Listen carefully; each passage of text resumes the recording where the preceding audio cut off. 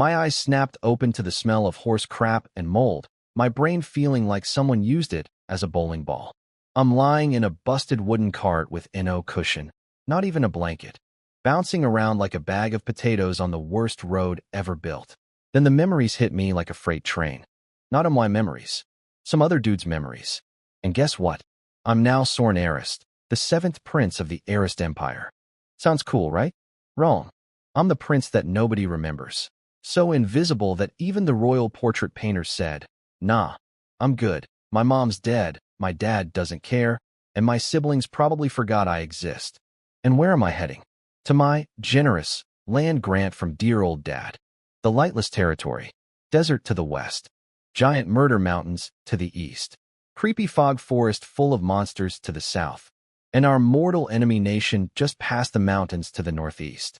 It's not a territory, it's a death sentence with extra steps. In my past life, I died from overwork on a construction site. I thought I hit the jackpot, reborn as a prince. Wine, women, luxury. But no. The universe said, here's an even worse construction site. Except this one has man-eating spider ladies and harpy women looking at you like you're a walking meal deal. My entire army is 10 knights, 1 scary bodyguard named Lord, and 2 government clerks who look like they're about to faint. We couldn't raid a chicken coop with this lineup. Lord is the one good thing I got. Dad kicked him out of the capital because he pissed off every noble in the city. But the man is an absolute beast. When we arrived at Lightless Town, which looked like depression got a zip code, the local guard Captain Bark tried to pull the classic, "I run things around here, kid, move." Lord didn't even fully draw his sword. He just let 1 inch of blade show, and the sword energy alone left a cut on Bark's cheek. 1 inch. Bark's legs gave out, he dropped to his knees, and his pants got very wet. The whole tough guy act evaporated like morning dew. I wanted to scream, "That's my boy," but instead I did the princely thing and said, "Stand up," like I see this every day. Then I toured my new domain in OH. My God. Outside, people starving, drinking water from a pond that looks like swamp juice with floating green chunks. Inside the Lord's mansion, fancy carpets, trophy heads on walls, and a wine cellar stuffed with barrels. The previous Lord was living like a king while his people died like dogs. And he had his own private well with crystal clear water. Crystal clear. While the townspeople drank what was basically poison soup. Then my 2 clerks, Pete and Sam, showed me the financial records and I nearly had a stroke. Treasury, negative 3,700 gold coins. We don't just have no money, we OWE money. Food, 15 days for the mansion staff only. Collectible taxes, 0.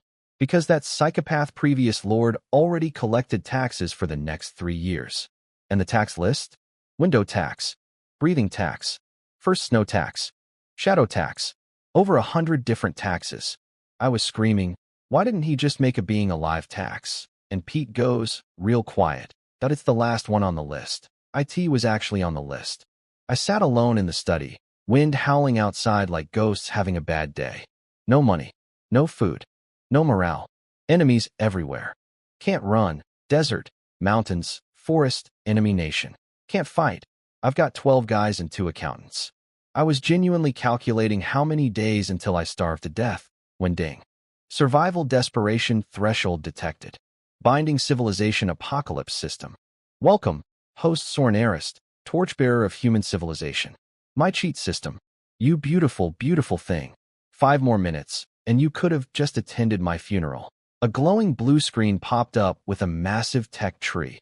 Agriculture age, Bronze age, steam age, electric age, information age, all the way to space age. 99% locked, but still. I went from choosing my last meal to planning interstellar conquest in about 3 seconds. Then the starter quest appeared. Quest, first light of civilization, goal, solve the survival crisis. Get at least half the residents to accept you as Lord. Reward, 100 civilization points. Unlock basic water purification technology. Failure penalty, none. You'd probably be dead anyway. Even the system is roasting me. But that quest reward, water purification, plus the clean well in my backyard, plus the diseased swamp water outside. A plan started forming. A beautiful, crazy, borderline insane plan. These medieval folks have never seen a miracle before? Well then, I'll become their miracle. And it all starts with 1 cup of clean water. I got woken up by screaming. My back felt like it was folded in half from sleeping on what I can only describe as a wooden plank pretending to be a bed. Not even a mattress. I'm a whole prince, and I'm sleeping on firewood. Pete burst through my door, looking like someone told him his dog died twice. Your Highness. Trouble. Big trouble. Day 2. I haven't even finished unpacking, and there's already a crisis. I walked outside, and my blood pressure went through the roof. An old man was kneeling in the mud, face pressed into the dirt, hands covered in calluses and cracks from a lifetime of hard labor. Next to him was his daughter, maybe 15 or 16, shaking like a leaf, face white as paper, tears pooling in her eyes but too scared to even cry. And standing over them with the nastiest grin I've ever seen was this walking slab of beef named Herc, vice captain of the guards. Bigger than Bark, uglier than Bark, and somehow even more punchable than Bark. His beady little eyes were crawling all over this terrified girl like slugs on a window. Pete leaned over and whispered what was happening, and I swear my soul left my body. Initial night tax. The what tax? Apparently the previous lord, may he rot in every hell that exists, set up a rule where every common girl's first night belongs to the lord. The old stonemason brought his daughter here because that's just how things worked in this nightmare town. I knew this garbage existed in medieval history as a concept, but seeing it live, in person, with a real father and real daughter kneeling in actual mud, every cell in my body was on fire. Herc flashed his yellow teeth at me like this was Christmas morning. It's tradition, my lord. Old rules. Iron law. The stonemason's family knows how things work. They brought her themselves. You wouldn't want to disrespect tradition, would you? His guard buddies behind him snickered like a pack of hyenas. They all knew the previous lord got bored of this, Herc, and passed it down to them. They figured I'd either take the bait or hand the girl over to score points with them. This was a test. A disgusting, vile, stomach-turning test. My 2 clerks, Pete and Sam, looked ready to dig a hole and bury themselves. Lord's hand was already on his sword. But me? I was doing mental backflips. Because this wasn't just a problem. This was a gift-wrapped opportunity. Villain? Check. Stupid enough to expose himself publicly? Check. Crowd of oppressed citizens watching? Check. This script was perfect. I walked down the steps. Every eye locked on me. Look up, I said. The old man and his daughter froze. I said, look up. They raised their heads. The girl's face was covered in tears. The old man's eyes were completely dead inside. No hope. No fight. Just acceptance. I looked past them at every single person watching, and I let it RIP. From today? From this moment, from the second I, Sorn Arist, stand on this ground, the so-called initial night tax, this piece of garbage excuse for a law, is permanently abolished. Total silence. You could hear a fly breathe. Every jaw in the crowd hit the floor. The girl forgot to cry. The old man forgot to tremble. Everyone just stared at me like I'd grown a second head. Herc picked his ear. Huh? What did you say, kid? Say that again. He stepped forward, all menacing, muscles flexing. You think you can just waltz in here and throw out the old lord's iron laws? In lightless territory, tradition is God. I turned and looked at him the way you look at an expired piece of meat. Now? I'm the rules. Then I said one word. Lord, here, my lord. Lord appeared next to me like a ghost. Just materialized. This man moves like shadows have shadows. Herc remembered Bark's wet pants from yesterday, and his face twitched. But he was surrounded by his boys. He couldn't back down. He reached for his blade. His fingers touched the handle. Crack. Nobody saw Lord move. Nobody. 1 second Herc was reaching for his weapon. The next his arm was bent backwards at an angle that arms are not supposed to bend. White bone poking through the skin, his sword clattering on the ground. Then Lord grabbed his throat with one hand and lifted this 200-plus pound sack of garbage off the ground like he was picking up a grocery bag. Herc's legs kicked in the air. His face turned purple. His eyeballs were about to pop out of his skull. The 40-something guards behind him, not one stepped forward. Every last one of them understood in that moment that Lord could kill them all and probably wouldn't even break a sweat. I walked up to Herc's dangling, gurgling body. You hear my new rules now. He nodded so hard I thought his head would fall off. Tears, snot, the whole waterworks. But I wasn't done. Oh no.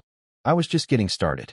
Not just the initial night tax. From today, window tax, breathing tax, shadow tax, being alive tax. All of the garbage the previous lord stacked on your heads. All of it. Gone. Wiped. Erased. If abolishing the first tax was a bomb, this was a meteor shower. The entire crowd short-circuited.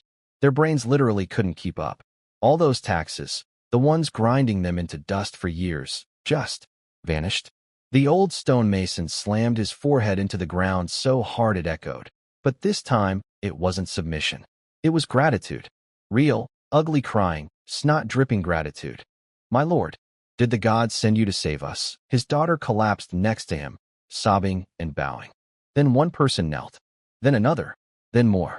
And in their eyes, those dead, empty, zombie eyes, something flickered. Something small. Something fragile. Hope. I ordered Herc dragged away for 50 public lashes and thrown in the dungeon. Told the rest of the guards that anyone who mentions the old rules again gets the same treatment. They nearly tripped over each other agreeing. Step 1. Complete. Establish dominance. Win hearts. All in one move. But I knew this wasn't enough. Gratitude fades fast when your stomach is empty and your water tastes like swamp. I needed to seal the deal with something bigger. I needed a miracle. I cleared my throat and addressed the crowd one more time, channeling my best cult leader energy. My people, the gods have shown mercy upon lightless territory.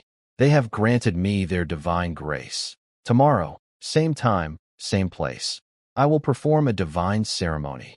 I will distribute the sacred water of the gods. It will wash away impurity and bring health and new life. Everyone stared at me like I'd completely lost my mind. Sacred water? Divine ceremony? Half of them probably thought their new lord was insane. Perfect. That's exactly the reaction I wanted. I turned to Pete and Sam, who looked equally confused, and gave them their orders. Collect as much charcoal, clean sand, and gravel as you can find. I want it all before sundown. Then I walked back inside the mansion, leaving behind a crowd of extremely confused peasants and 2 clerks scratching their heads trying to figure out what charcoal, sand, and rocks have to do with a miracle from God. Oh, you'll see tomorrow, folks. You'll all see. The back courtyard of my mansion looked like a construction site ran by confused kindergartners.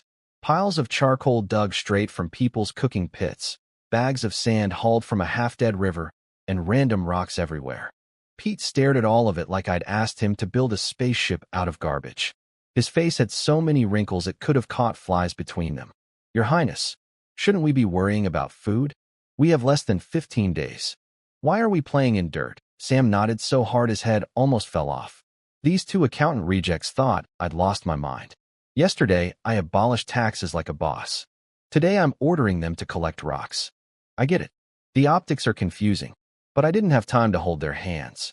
I was busy yelling at a carpenter who'd drilled a hole in my barrel big enough to fit a fist through. I said small holes. Fine ones. Water goes through, sand stays in. Is that so complicated? The poor guy wiped his sweat and nodded, clearly thinking his new lord had gone completely insane.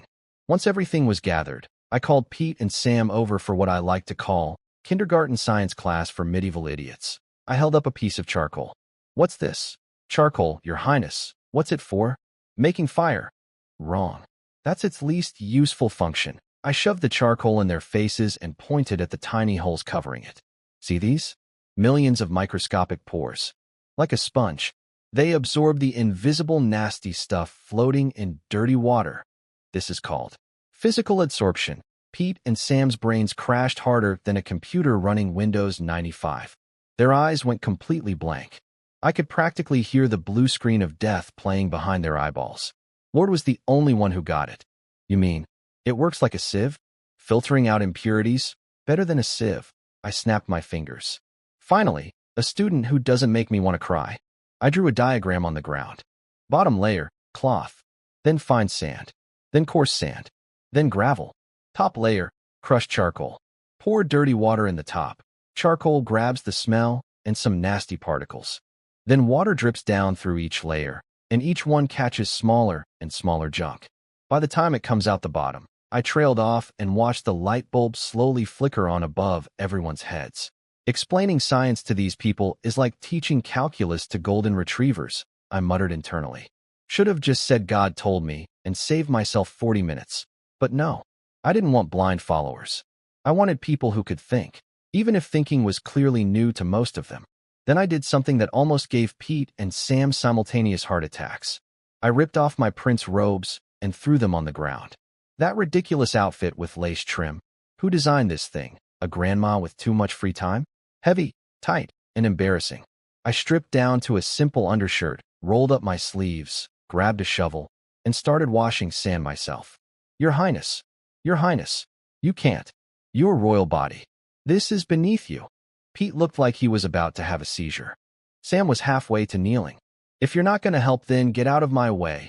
One of my royal knights hesitated for maybe 3 seconds, then quietly took off his armor and picked up a tool. I'll help, Your Highness. Then another. And another. Within minutes, all 10 knights were working beside me. No complaints, no questions. Just action. Lord watched all of this with the first expression I'd ever seen on his stone face, something that looked suspiciously like respect. Then he walked over, grabbed a basin full of rocks with one hand like it weighed nothing, and barked at everyone. All of you, move. Everything done before sundown. That's an order. The whole backyard turned into a full-blown workshop. Meanwhile, down in the dungeon, Herc was having a great time. The guards told him what I was doing, and this idiot laughed so hard he ripped open his whipping wounds. Bahaha. He's trying to turn dirty water into clean water with sand and charcoal? He thinks he's God. What a clown. He was already planning his comeback tour for when I publicly humiliate myself tomorrow. In his tiny brain, me failing meant he wins. The local guards were all smirking too, placing mental bets on my spectacular downfall. Enjoy that energy while it lasts, buddy. By sunset, we finished. 3 big barrels stacked on top of each other. Rough, ugly, absolutely zero aesthetic value, but built exactly to my specifications. It looked like something a mad scientist would build in a zombie apocalypse, which, honestly, was pretty accurate for my situation. Everyone gathered around. Knights tired but excited. Pete and Sam looking like defendants waiting for a verdict. Lord standing next to me, face unreadable, but his clenched fist told me even he was nervous. I washed off at the private well, then grabbed the test bucket, half full of water from the town's public pond. That water was horrifying. Murky brown-green, floating algae, mystery chunks, and a smell that could knock out a horse. This is what people here have been drinking. Every single day. I carried it to the filter, and the whole courtyard went silent. You could hear hertbats. Time for the miracle, I whispered and poured. The swamp water disappeared into the charcoal layer, sucked right down. Everyone's eyes locked onto the bottom spout like their lives depended on it. Which, technically, they did. We waited, and waited, and waited. Nothing came out. Not one drop. A knight whispered, "What's happening?" Pete and Sam went white. Their faces said, "We're going to die here," louder than words ever could. Even Lord's eyebrows were doing that scary scrunch thing. My confident smile froze on my face like someone hit the pause button. Oh crap. Did I pack the filter material too tight? Is something clogged? This is not the time for technical difficulties. My smile was cracking like cheap pottery. The filter wasn't producing anything. My brain was screaming emergency alerts at maximum volume. This is not in the script. Did I pack the charcoal too tight? Am I about to become the biggest joke in medieval history? The prince who played with mud and called it a miracle? Pete and Sam behind me had already mentally written their resignation letters. The knights were whispering. Even Lord looked concerned. And this man has the emotional range of a brick. I was 3 seconds away from either A, claiming the gods need more prayer time, or B, kicking the whole stupid contraption into orbit, when drip. One tiny, beautiful, gorgeous drop of water appeared at the bottom spout, hanging there, glowing in the sunset like a diamond. Then it fell. Drip, drip, drip, drip, drip. A stream of crystal clear water started pouring out. "It's coming out," Pete screamed like a man witnessing his firstborn child. His voice cracked so hard I thought he hit puberty again. Sam was rubbing his eyes like a cartoon character. The knights went insane. High fives, back slaps, grown men acting like their team just won the championship. Lord's stone face actually cracked. For the first time since I met this man, I saw an expression. It was shock. Pure, unfiltered. What kind of sorcery is this? Shock. Inside, I was doing cartwheels. Outside, cool as ice. I waved my hand like a bored emperor. Relax. Standard procedure. Sit down, everyone. Standard procedure. I almost had a heart attack 30 seconds ago, and I'm calling it standard procedure. The audacity of me is truly incredible. I had Lord bring 2 cups. One filled with the original swamp nightmare water, brown, chunky, smelled like something died in it twice, and one filled with the filtered water. I held them up side by side. The reaction was priceless. Everyone's brain just broke. Left cup, liquid death. Right cup, sparkling crystal spring water. Same source. Their eyeballs were going back and forth like they were watching a tennis match in hell. Is this real? A knight whispered. Then Lord asked the question everyone was thinking. Can you actually drink it? Every eye locked on me. The tension was so thick you could spread it on toast. I didn't hesitate, not even for a second. I grabbed that cup and chugged the whole thing. Pete nearly fainted. Sam grabbed Pete. Lord lunged forward like he was about to tackle me. I wiped my mouth and let out the most dramatic, satisfied sigh in human history. Not bad. Little bit sweet, actually. Dead silence. Then chaos. Next morning, town square. The entire population showed up. People were whispering everywhere. The new Lord is crazy. He played in mud all day. He thinks he's the light god or something. The local guards who hated me were hiding in corners, waiting for me to crash and burn publicly. I walked up to the stage they'd built, my knights carrying the filter barrels behind me. I grabbed my wooden megaphone and gave them the speech. I know you doubt me. You don't believe an exiled prince can bring you anything. You don't believe the gods care about this forgotten land. Then I cut the drama short. Enough talk. Bring the water. My knights dumped buckets of that disgusting pond water into the filters right in front of everyone. The crowd held its breath. Seconds ticked by. Doubt started creeping back in. Someone yelled, "Scam." Another said, "Let's go home." Look, the spout. Multiple streams of perfectly clear water burst from the bottom of all the filters at once, pouring into the collection barrels like magic fountains. The crowd went catatonic. Jaws on the floor. Eyes the size of dinner plates. Complete and total brain shut down across several hundred people simultaneously. An old woman reached out with shaking hands. Is this real? Did the gods come? I stepped down, scooped up a ladle of clean water, and handed it to the nearest little girl. She looked at her mom. Her mom was too stunned to react. The girl took a tiny sip. Her eyes lit up like fireworks. It's sweet. Mama. It's sweet. That one sentence detonated the crowd. Miracle. It's a miracle. The Lord is a messenger of the gods. Holy water. It's holy water. People started dropping to their knees like dominoes. The entire square, hundreds of people, all kneeling, crying, bowing, screaming my name. Long live the Lord. Long live the divine messenger. Those guard thugs who were waiting to laugh at me, their legs gave out. They realized they'd been plotting against someone who could apparently create water from mud. They kneeled faster and harder than anyone, shaking like leaves. Meanwhile, my internal monologue was going. These ancient people are so easy to impress. It's literally a water filter. Wait until I build a steam engine. They'll probably build me a temple. Actually, that might be useful. Then my system chimed in. Water crisis resolved. Citizen loyalty, over 70%. Starter quest complete. Reward, 100 civilization points. Bonus, unlocked new tech branch. Basic hygiene and disease prevention. The tech tree lit up with beautiful new options. Soap making, 10 points. Alcohol distillation and disinfection, 20 points. Basic wound care, 20 points. Public toilets and sewage system, 50 points. Plus basic construction, forging, and farming tech. My heart was pounding. With this stuff, I could cut the death rate dramatically. This was the real foundation of civilization, not castles or armies, but people actually surviving. I announced that the 5 filter stations would stay in the square permanently, free for everyone. The crowd exploded again. Old people who'd never tasted clean water in their entire lives were sobbing on the ground. I went from exiled invisible prince to living god in about 48 hours. Not bad for a guy who died on a construction site. But then reality slapped me back to earth. Pete walked into my study with the account books and his bad news face. Your Highness, the miracle was incredible, but we have 10 days of food left. Every grain shop in town was already emptied by the previous lord, 10 days. Then everyone starves, including me. My finger traced across the territory map. Desert west, useless. Mountains east, useless. It stopped on the deep green zone to the south, the misty forest. There's food in the forest, I said. Pete went white. His whole body started vibrating. Your Highness, no. There are man-eating beasts in there. And worse, there are demohomins.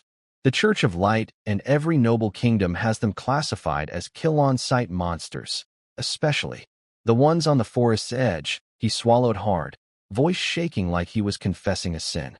The Arachne, half human, half spider. They trap people in webs and drain their blood. I froze. Not from fear, from recognition. Arachne? Human top half, spider bottom half? My brain instantly loaded every anime, manga, game, and light novel I'd ever consumed in my previous life. Spider girls. Spider girls. My eyes started glowing. Not in a scared way. In a hunter spots legendary tier loot way. Spider people aren't monsters, you idiots. They're strategic resources. Potential allies. They can produce silk. They're strong. They know the forest. They're the answer to my labor shortage. I looked at Pete's terrified face and smiled my most mysterious smile. No, Pete. You've got it wrong. In this world, the only real monster is poverty. 10 days of food. That's what Pete told me with his funeral director voice while clutching that account book like it was his own death certificate. 10 days. After that, everyone starves, including me. And I did not die on a construction site and reincarnate as a prince just to starve to death in a mud village. I pointed at the big green blob on the map, the misty forest to the south. Our food is in there. Pete and Sam reacted like I'd just suggested we go swimming in lava. No. Beasts. Plague swamps. Arachne. Spider monsters. Even Lord stepped in with his serious voice. Your Highness, the Royal Knight Corps wouldn't go in there. You're the heart of this territory. You cannot risk yourself. I looked at these three men whose collective survival strategy was apparently, sit here and die politely. So what's your plan? Wait for death? Pray for food to fall from the sky? Want me to turn sand into bread next? Because newsflash, my miracle powers have limits. They had nothing.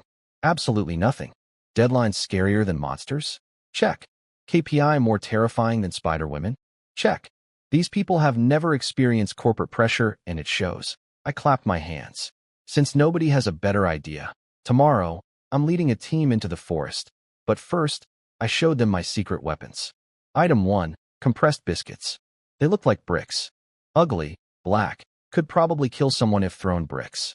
Pete and Sam took one look and clearly thought I'd invented a new torture device. They bit into it, almost broke their teeth. Then their eyes went wide. There's flour, fat, dried meat in this. One tiny piece had enough calories to fuel a fully armored knight for half a day. Their jaws nearly detached from their skulls. How did you make this? Pete stammered. Trade secret, I said smoothly. What I didn't tell them was that the recipe was embarrassingly simple. Flour, oil, salt, and meat scraps mixed together. The secret ingredient was Lord's fist. I made the dough, he punched it into shape. One hit, and the moisture left the building. Density rivaling granite. The man is basically a living hydraulic press. Item 2, directional smoke bombs. Sulfur mixed with this world's version of chili powder, wrapped in cloth with a fuse. I lit one and chucked it at some bushes. Boom. Yellow-green smoke everywhere. The nearby guards started choking, crying, clawing at their faces. My eyes. I can't see. What is that smell? It's in my bones. Meanwhile, I was internally crying for a different reason. That was my only sulfur supply. I need that for gunpowder later. And the chili powder, one tiny bag in this entire town. That's a strategic resource I just wasted on a demo.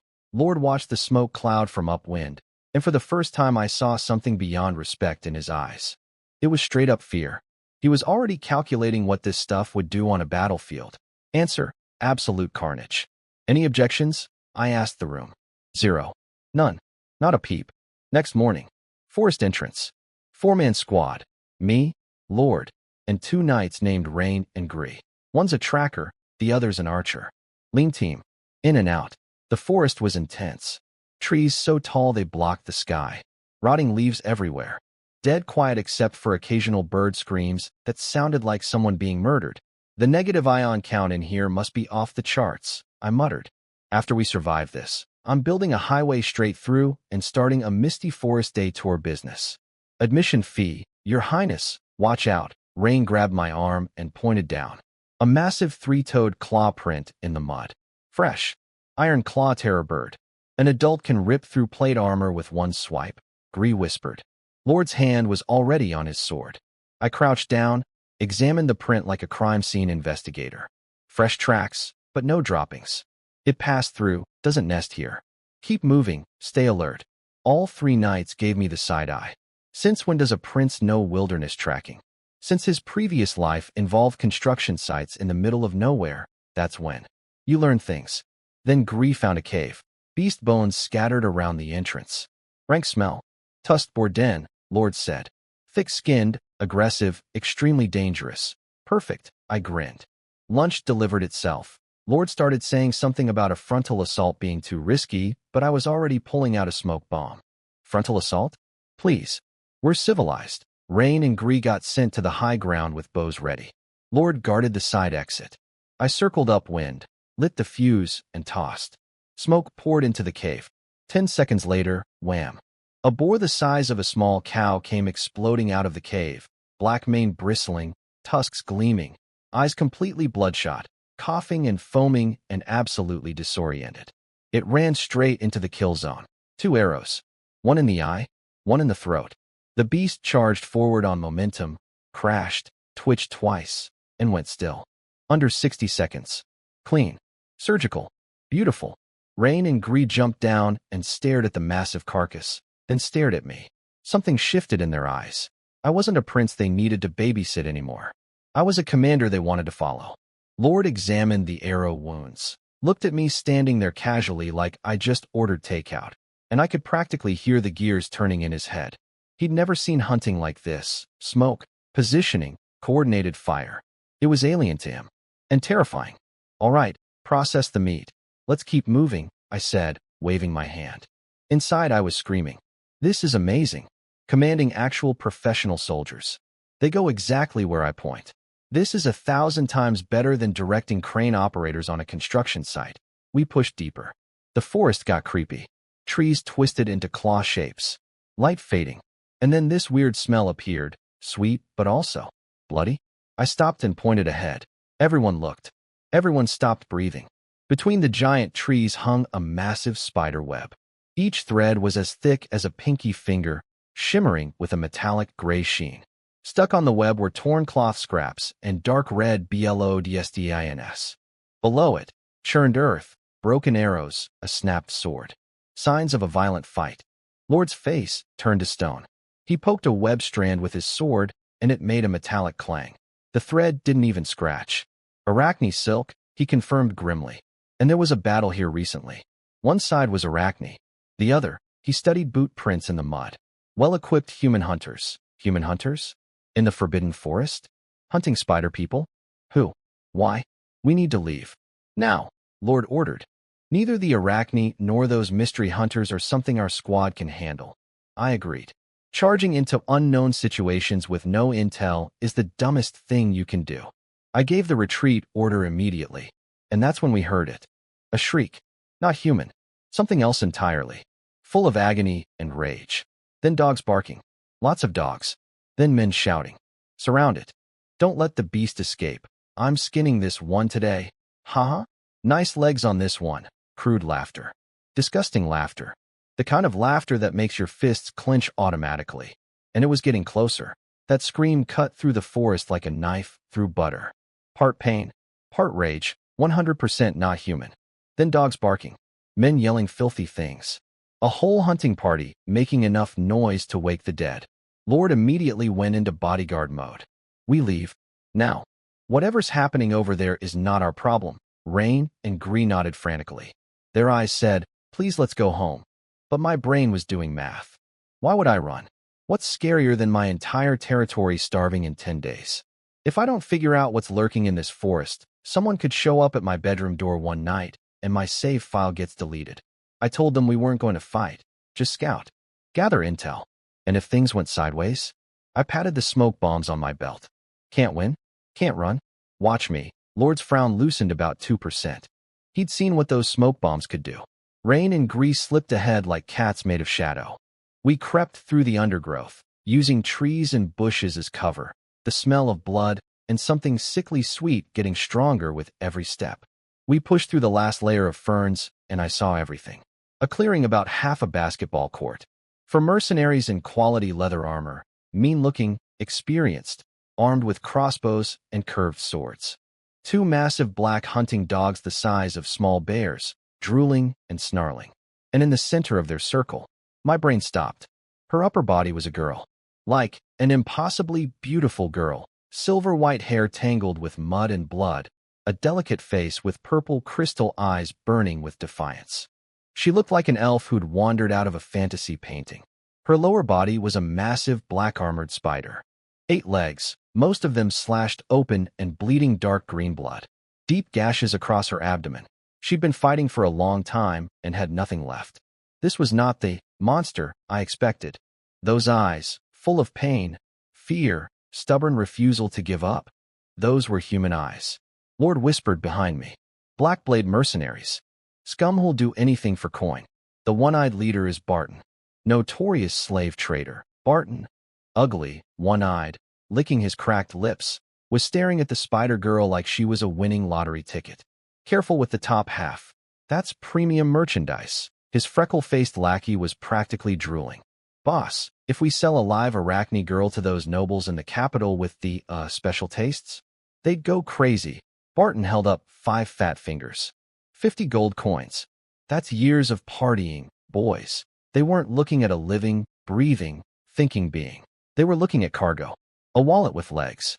A product to sell and abuse.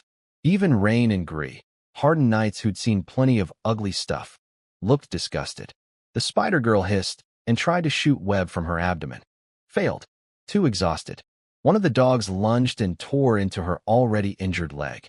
She screamed, smashed the dog away with another leg, then collapsed to one knee, gasping. The fire in her purple eyes was dying. Despair was replacing it, drop by drop. Lord's voice came cold and practical. We should go. This isn't our fight. Intervening would be suicide. And he was right. Logically, mathematically, strategically, 100% correct. 4 of us versus their squad. They outnumbered us, had dogs, probably had backup nearby. Risking my life for a non-human monster in a forest I just entered? Stupid. I was here to survive. Build my territory. Not play hero. My internal debate went nuclear. Rational me. Run? She's a spider. You can find another one later. Green mountains, plenty of firewood. Live to fight another day. Emotional me. Look at her. Look at those scumbags. Are you even a man?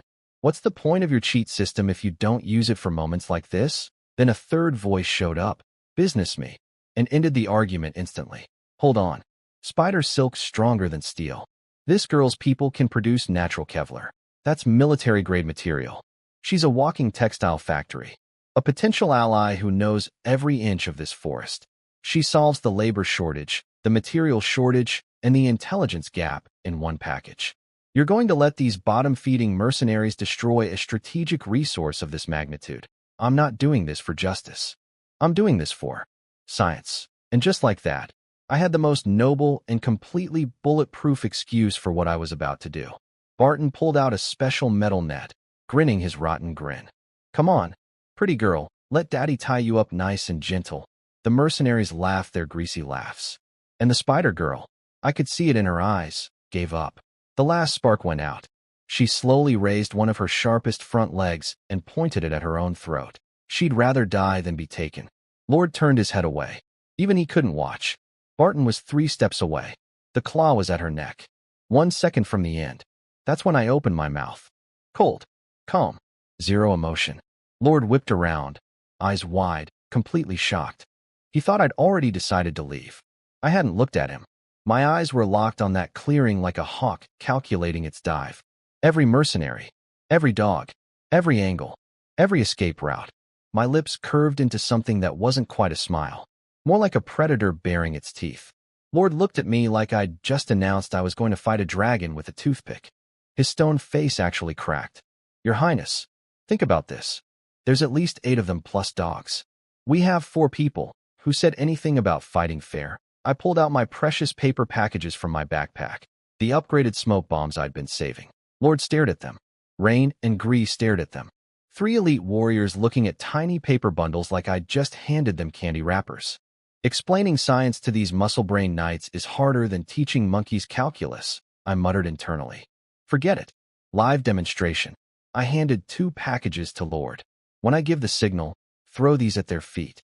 Then run. Cover your nose and mouth. And whatever you do, do not look back. It'll burn your eyes out. Lord held those little paper bundles, clearly questioning every life decision that led him to this moment. Then he looked at the dying spider girl. Then at my eyes. He chose to believe. Yes, Your Highness. Down in the clearing, one-eyed Barton was 3 steps from the spider girl with his capture net, grinning like the disgusting piece of garbage he was. Come on, pretty girl, let daddy tie you up nice. The spider girl, Araya, had given up completely. She raised her sharpest leg to her own throat. She'd rather die than be taken. Now, I gave the signal. Lord's arm blurred. 2 packages hit the ground right in the middle of the mercenaries. Before anyone could say, "What the?" I lit the 3rd package and hurled it at the other 2. No epic explosion. No magic fireworks. Just a soft PFFFSSSSS. Then all hell broke loose. A tsunami of white smoke erupted like a volcano, swallowing the entire clearing in seconds. Visibility, 0. But this wasn't just smoke. Oh no. This was my special blend, sulfur and fantasy world chili powder, combusted. The particles drilled into eyes, noses, and throats like red-hot needles. What the fuck is this? My eyes. Ayakak. My eyes. Poison gas. It's a witch's curse. Every single mercenary dropped like a bag of rocks, curled up on the ground, coughing so hard they couldn't breathe, clawing at their faces. Hardened killers reduced to screaming babies in 3 seconds flat. And the dogs? Their superpowered noses turned into their worst nightmare. They inhaled a lungful of concentrated chili sulfur smoke and went absolutely berserk, rolling on the ground, howling, and then started biting each other because they couldn't tell friend from foe anymore. The organized hunting party turned into a screaming, crying, dog-fighting circus of suffering. Lord, Rain, and Gree stood behind me with their mouths hanging open wide enough to park a horse in. Their brains had completely blue-screened. But how? Lord's voice was actually shaking. Nitroglycerin trisugar compound, directional thermal release, generating suspended particulate matter for dual visual olfactory obstruction, I said without blinking. Complete nonsense. I made up every word, but it sounded scientific enough to shut them up. This is just the starter kit, I gloated internally. Wait until I figure out white phosphorus and thermite. I'll be doing live steel production. Then I kicked Lord in the butt. Literally. Stop staring and go. Take them down. And no swords. Blood leaves evidence. Lord vanished into the white hell like a ghost. The man moved through that smoke like death itself, wearing running shoes. Every mercenary he found got a precise sword sheath strike to the back of the neck. Not cutting, just the spine-shattering force of a grandmaster casually tapping you good night. One by one they dropped. No screams. No drama. Just thud, thud, thud. Rain and Gree followed, cleaning up the rest. Meanwhile, I sprinted straight into the smoke toward the spider girl. She was coughing from the smoke too, but still had her guard up. She saw a human-shaped shadow charging at her, and did what any reasonable half-spider warrior would do. She stabbed at me with her last working leg. I did the most undignified dodge roll of my entire existence, both lives combined, and barely avoided getting skewered. Hey, I'm here to rescue you. Those purple eyes glared at me through the smoke. Pure suspicion. Zero trust. No time for diplomacy. Her legs were bleeding badly, dark green blood everywhere. I ripped cloth from my shirt, dove at her, and started wrapping her wounds as fast as humanly possible. She tried to fight me, but she had nothing left. Her body was limp as noodles. Don't move. You want to live? Then stop squirming. My technique was rough as hell, but it worked. Bleeding slowed. Then came the hard part. I had to carry her. One arm around her massive spider abdomen. Other arm around her waist. Deep breath. Teeth clenched. Lift. Holy mother of. She weighs more than a pig. I asked the spider half made of solid iron. My lower back screamed for mercy. My knees filed a formal complaint. My spine threatened to unionize. But I got her up on my shoulders through sheer stubbornness and the survival instinct of a man who just committed to a rescue and couldn't back out now. Her soft upper body draped across my back, warm breath hitting my neck. Under different circumstances, this might have been interesting. Right now, it was just heavy and terrifying. Araya was completely stunned. She could feel my arms. No groping, no creepiness. Just desperate, please don't die, energy. Apparently, that was a first for her with humans. Lord, clean the scene and move. We ran. 4 guys and 1 unconscious spider girl, crashing through the forest like our lives depended on it. Which they did. We didn't stop until the smoke smell disappeared completely, and there was nothing but silence behind us. I found a hidden ravine and finally, put her down. I'm dying. I collapsed like a puppet with cut strings. My legs had filed for divorce from my body. Lord and the knights leaned against trees, panting hard but grinning. Even these battle-hardened warriors looked like kids who'd just gotten off the world's craziest roller coaster. Once I caught my breath, I turned to check on my strategic resource. My stomach dropped. Araya was unconscious. Her beautiful face was white as paper, completely drained of color. But worse, the wounds on her legs that I'd bandaged, the skin around them had turned a sickening blue-black. Dark lines were crawling up her veins like poisonous vines, and a faint smell of rot was coming from the wounds. Infection, blood poisoning, in a world with no penicillin, no antibiotics, no antiseptic, not even basic alcohol disinfection. This kind of wound infection meant basically one thing. I kicked open my own front door like an action movie hero. Except instead of looking cool, I was drenched in sweat, legs shaking, face red as a tomato, carrying a giant spider woman on my shoulders. The reaction was instant. A maid saw us, screamed so loud dogs 3 towns over probably heard it, and fainted on the spot. Just, eyes rolled back, body horizontal, good night. Monster. Monster from the forest. The Lord's been captured by a beast. Save him. Somebody save him. The entire mansion turned into a disaster movie.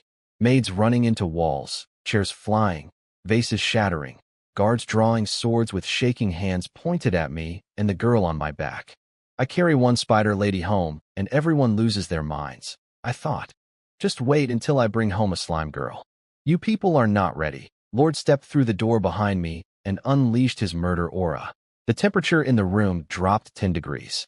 Guards froze mid-sword draw like someone hit the pause button. Everyone shut up. I roared that with the last breath in my lungs, then gently laid Araya on the softest bearskin rug I could find. Stoke the fireplace. Hot water. And bring me every bottle of liquor in this mansion. Nobody moved. The head maid gathered her courage and squeaked out, "Be but your highness. That's an arachne. A cursed monster. It'll bring doom upon. The only curse on this town is hunger and stupidity." I looked at every face in that room like I was carving my words into their skulls. From today, she is mine. Anyone who touches a hair on her head or talks behind her back gets their tongue ripped out and fed to the dogs. Lord, here, guard her. Guard them. Anyone disobeys, you know what to do. Lord placed his hand on his sword. The room temperature dropped another 5 degrees. Every maid in the building suddenly developed perfect obedience. Now for the real problem. I unwrapped Araya's bandages and almost threw up. The wounds had gone from bad to, oh God, blue-black skin, dark veins spreading like poison ivy, and a faint smell of decay. Classic infection heading straight toward blood poisoning. I just pulled an SSR tier strategic asset, and she's about to die on me? Not happening. Pete brought over the mansion's remaining alcohol, cheap, cloudy wheat beer. I took one look at it. This is supposed to be disinfectant? This wouldn't kill bacteria, it'd give them a bath. I needed real alcohol. High concentration. So I did what any reasonable person would do. I invented distillation. Pete. Big iron pot. A lid. And find me some hollow reed stems. Long ones, clean ones. Pete looked at me like I'd asked him to fetch me a unicorn. Are you making soup? Within minutes, I had the most ridiculous contraption sitting in the middle of my mansion's great hall. Iron pot full of booze on the fire. Lid flipped upside down with a hole punched through it. Reed tube stuck in the hole, sealed with wet mud. running out to a collection jar, sitting in cold water. Everyone stared at this thing like I was performing dark alchemy. Is the Lord making a weird stew? Is this some kind of potion? Pete and Sam were twitching because I was boiling their last remaining good alcohol for arts and crafts. Explaining distillation to these people would be easier than teaching pigs to fly. Actually, no, the pig thing might be more possible. The pot boiled. Steam traveled through the reed. Cold water cooled it down. And from the end of the tube, drip, drip, drip, clear, colorless liquid. The smell alone could strip paint off walls. 10 times stronger than the original beer. It's the essence of wine. Pete's eyes went dinner plate wide. But I needed one more flex to keep these superstitious people in line. I scooped a spoonful of the distilled alcohol, walked to the fireplace, and splashed it into the flames. Whoosh! A gorgeous, pure blue fireball erupted into the air. Holy fire! The Lord extracted sacred water. He can create divine flames. Every single person in the room, maids, clerks, guards, dropped to their knees like dominoes. To them, I just pulled fire out of wine. I wasn't a prince anymore. I was a walking, talking god. Too easy, I thought while keeping my face perfectly solemn. This isn't holy fire. It's sacred water for purifying wounds and banishing disease. Now, I begin the treatment. I heated a small knife over the flame until it glowed, wiped it with alcohol, took a deep breath, and started cutting. Araya's eyes flew open. The alcohol hit her wounds like liquid lava. She shrieked, a sound that rattled every window in the building, and exploded into a thrashing frenzy. Spider legs slamming everywhere, body twisting like a rodeo bull. Lord, pin her down. Lord appeared instantly and locked her spider body down with his bare arms like a human straitjacket. This man wrestled a half-ton spider creature with his bare hands, and she couldn't move an inch.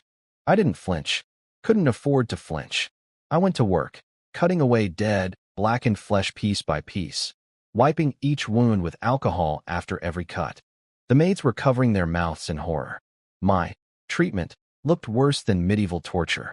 Araya was screaming, crying, her beautiful face twisted in agony. But I kept going. Steady hands.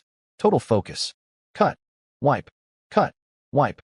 Then came time to stitch her up, and I hit a problem. My sewing thread was too thick, guaranteed reinfection. That's when I noticed something that made me do a double take. Araya's spider abdomen was stress-producing silk. She was in so much pain that her body was involuntarily pushing out thin, glistening white threads from her spinnerets. She's pain-pooping thread. Then my brain caught up. Wait, that's natural protein-based fiber.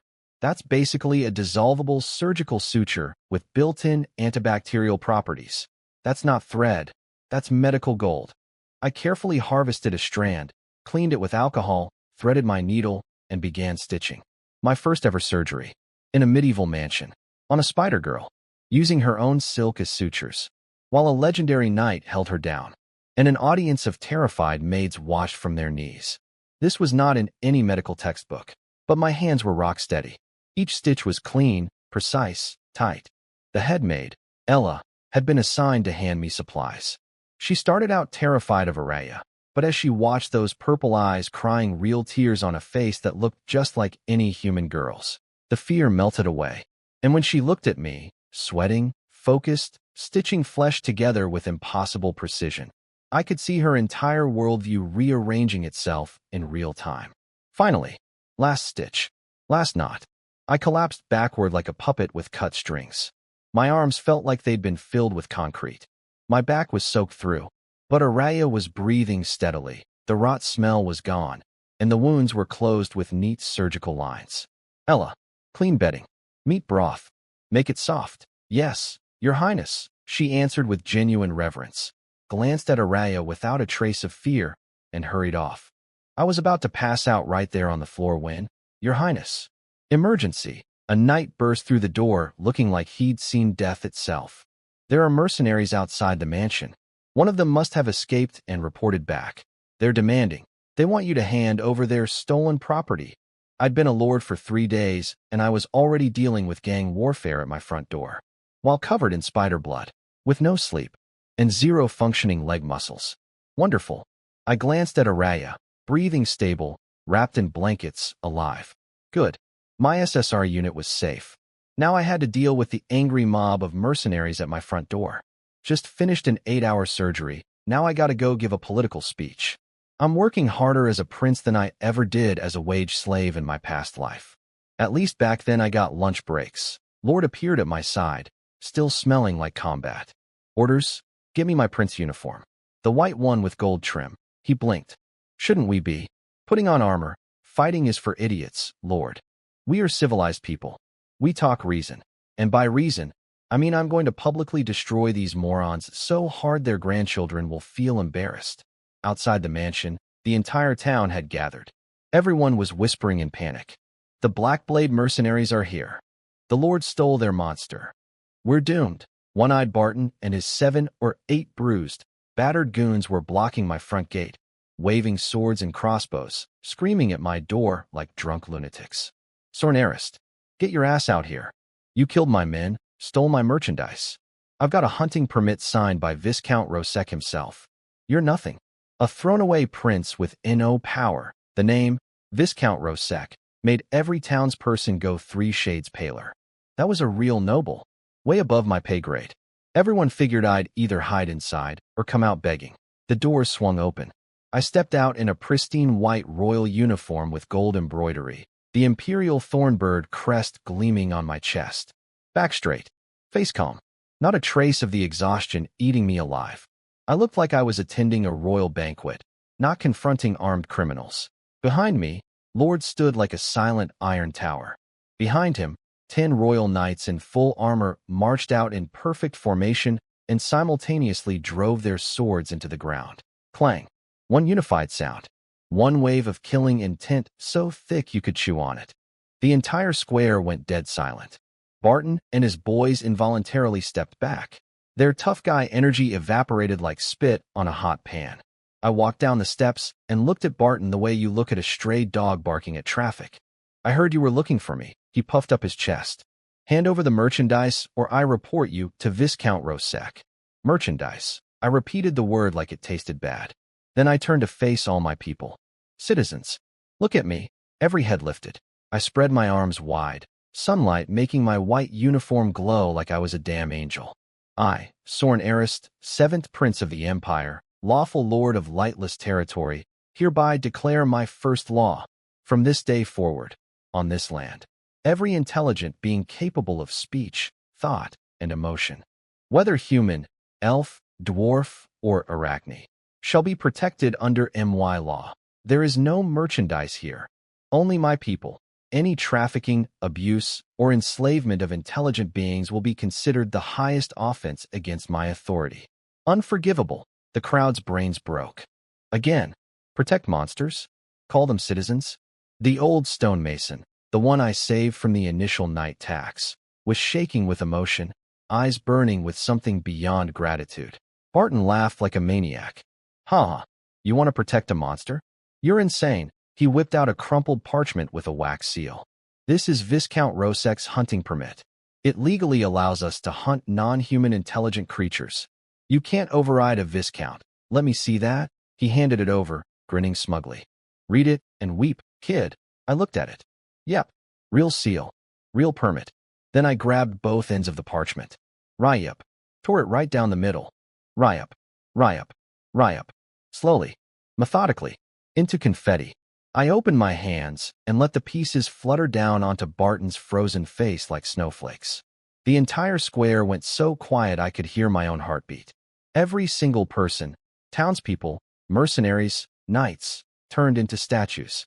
Barton's one eye was so wide it looked ready to pop out of his skull. His finger pointed at me, shaking like he had Parkinson's. You dare. The previous lord's permit worked on the previous lord's land. I dusted off my hands like I'd touched something dirty.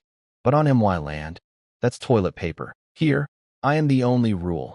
Barton nearly coughed blood.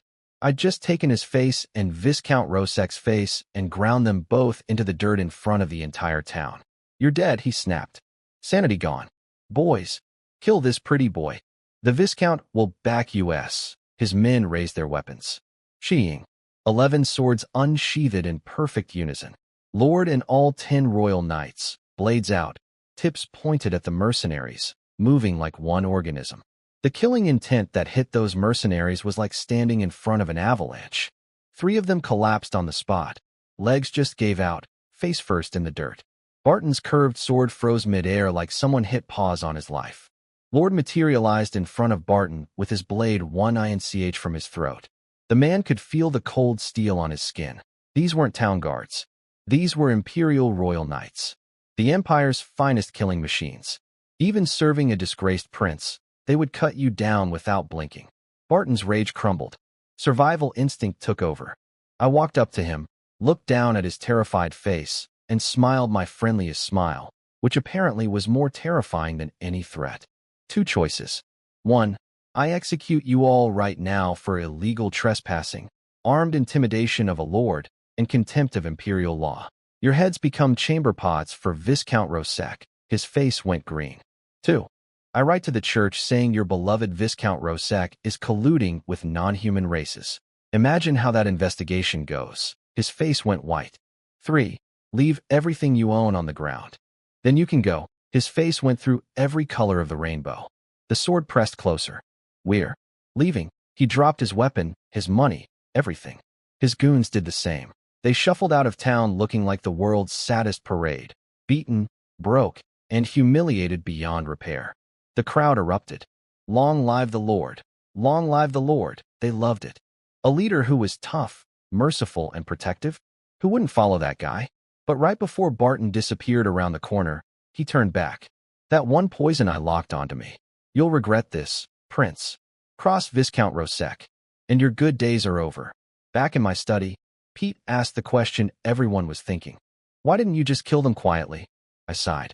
Pete, do we have money? Do we have an army? Do we have weapons? I could have ordered Lord to execute them all, sure. And then tomorrow, the Viscount's actual military shows up at our doorstep and massacres everyone. They wouldn't care about what really happened. Their people died on MY land. I took their property. That's all the excuse they need. I leaned back in my chair. By letting them go, I bought time. A warning before war. A buffer. Maybe days, maybe weeks. I just pray it's enough. Because the clock was already ticking, and I had a spider girl recovering in my guest room, a starving town to feed, and now a pissed-off Viscount who probably wanted my head on a silver platter. Day 4 of being a lord. This job sucks. After shooing away the crowd of fanatics chanting my name outside, I felt like my soul had been sucked out through a straw. Surgery. Political theater. Psychological warfare with armed criminals. All in one day. Being a lord is worse than working at a tech startup during crunch month. At least back then I could order pizza. I pushed open my bedroom door ready to faceplant into the mattress and sleep for a century. Instead, I met a pair of glowing purple eyes staring at me from the darkest corner of the room like a predator. Araya was awake, and she was not the helpless, unconscious patient I'd been operating on earlier. Oh no, she was coiled up like a loaded spring, upper body tense as a drawn bow, spider legs raised with their razor-sharp tips scratching the floor, making soft, SSH sounds that translated directly to, come closer and I will yendi you. Her silver hair cascaded down like a moonlit waterfall, covering the important parts of her bare upper body while somehow making everything more dramatic. Tiny waist, dangerous curves, face like a porcelain doll designed by angels. Below the waist, 8 armored nightmare legs wrapped in MY surgical bandages, positioned in a perfect killing stance. Top half, collector's edition figurine. Bottom half, alien queen. Who designed this combination? Nobody can handle that. The room was thick with tension. One wrong move, and she'd skewer me like a kebab. Injured or not, a cornered predator is still a predator. We stared at each other across the room. Her, wounded beast with every spine raised. Me, guy who really just wanted to sleep. Then my eyes drifted down to her bandaged legs. Nice stitch work. I did that. Then to her stomach, which was slightly sunken from hunger. And that's when it happened. Gurgle. Her stomach growled. In the middle of the most intense stare-down of my life. I almost lost it. Araya's whole body stiffened. Was that a blush on her Ice Queen face? Even the scariest predator has to eat. Huh. I had my strategy. I turned my back to her, completely exposed, zero defense, and walked to the table. That was deliberate. It said, I'm not your enemy. louder than any words could. I felt her killing intent drop by maybe 1%. Progress. I poured a bowl of clean water and grabbed a steaming roasted deer leg that I'd asked the kitchen to prepare earlier. The smell of hot meat and fat filled the room like a weapon of mass seduction.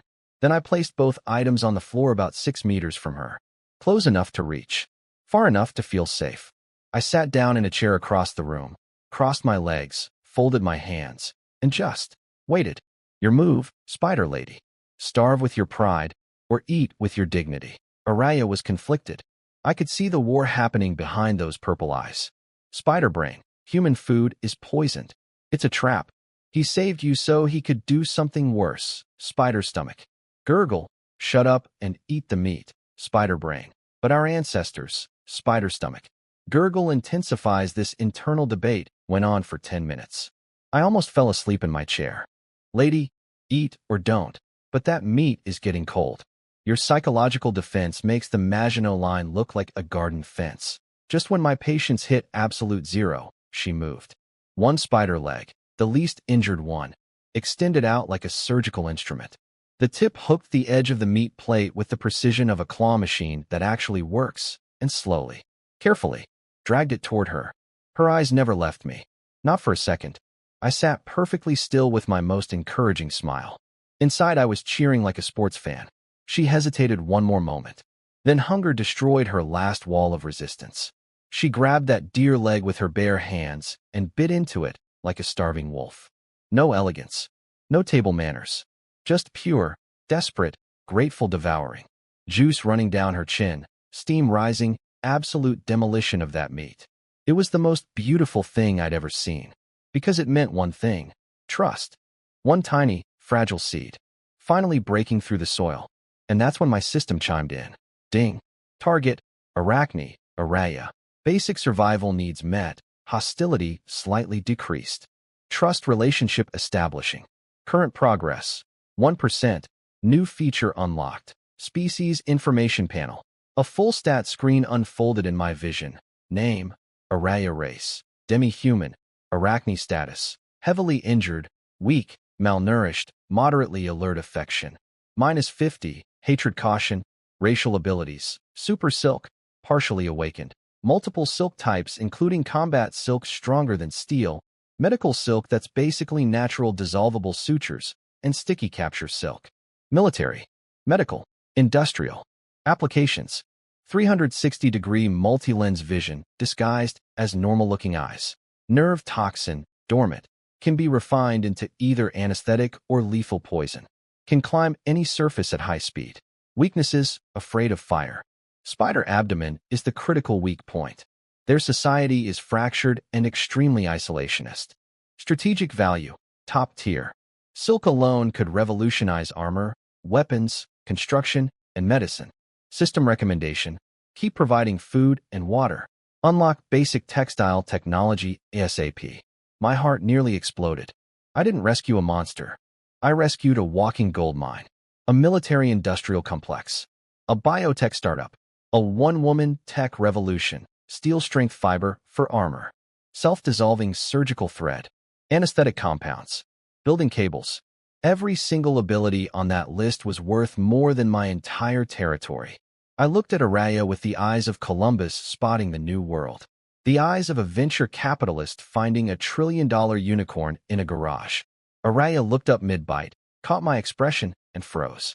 She shoved herself back into the corner and went full defense mode again. This human. What is he planning now? I realized my excited investor discovering a gold mine. Face was probably terrifying and quickly rearranged my expression to harmless friendly neighbor. She finished the deer leg, drained the water bowl, and some color returned to her face. Strength seeping back into her body. And with it, her ability to think clearly. She studied me. This human who tore up a nobleman's orders. Who fought mercenaries to save her. Who used painful but effective medicine on her wounds. Who gave her food without asking for anything. Everything she knew about humans said they were greedy, cruel, treacherous liars. But this one didn't fit the template. Not even close. After a long, heavy silence, her dry lips moved. She was gathering courage. Probably more courage than she needed to fight those mercenaries. And then she spoke. Her first words since waking up. In human language. Rough, scratchy, but perfectly clear. Like a forest stream. Young, uncertain, guarded. Why did you save me? Those purple eyes locked onto mine like lasers, trying to bore straight through to my soul. Humans, that aren't they all bad? The room was frozen. Araya's purple eyes were locked on me like twin laser beams. Why did you save me? For words. Simple question. Impossible to answer correctly. My brain went into overdrive calculating the optimal response. Option A. For justice. Too fake.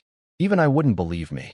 Option B. Because you're gorgeous. True, but saying that out loud is a one-way ticket to Creepsville.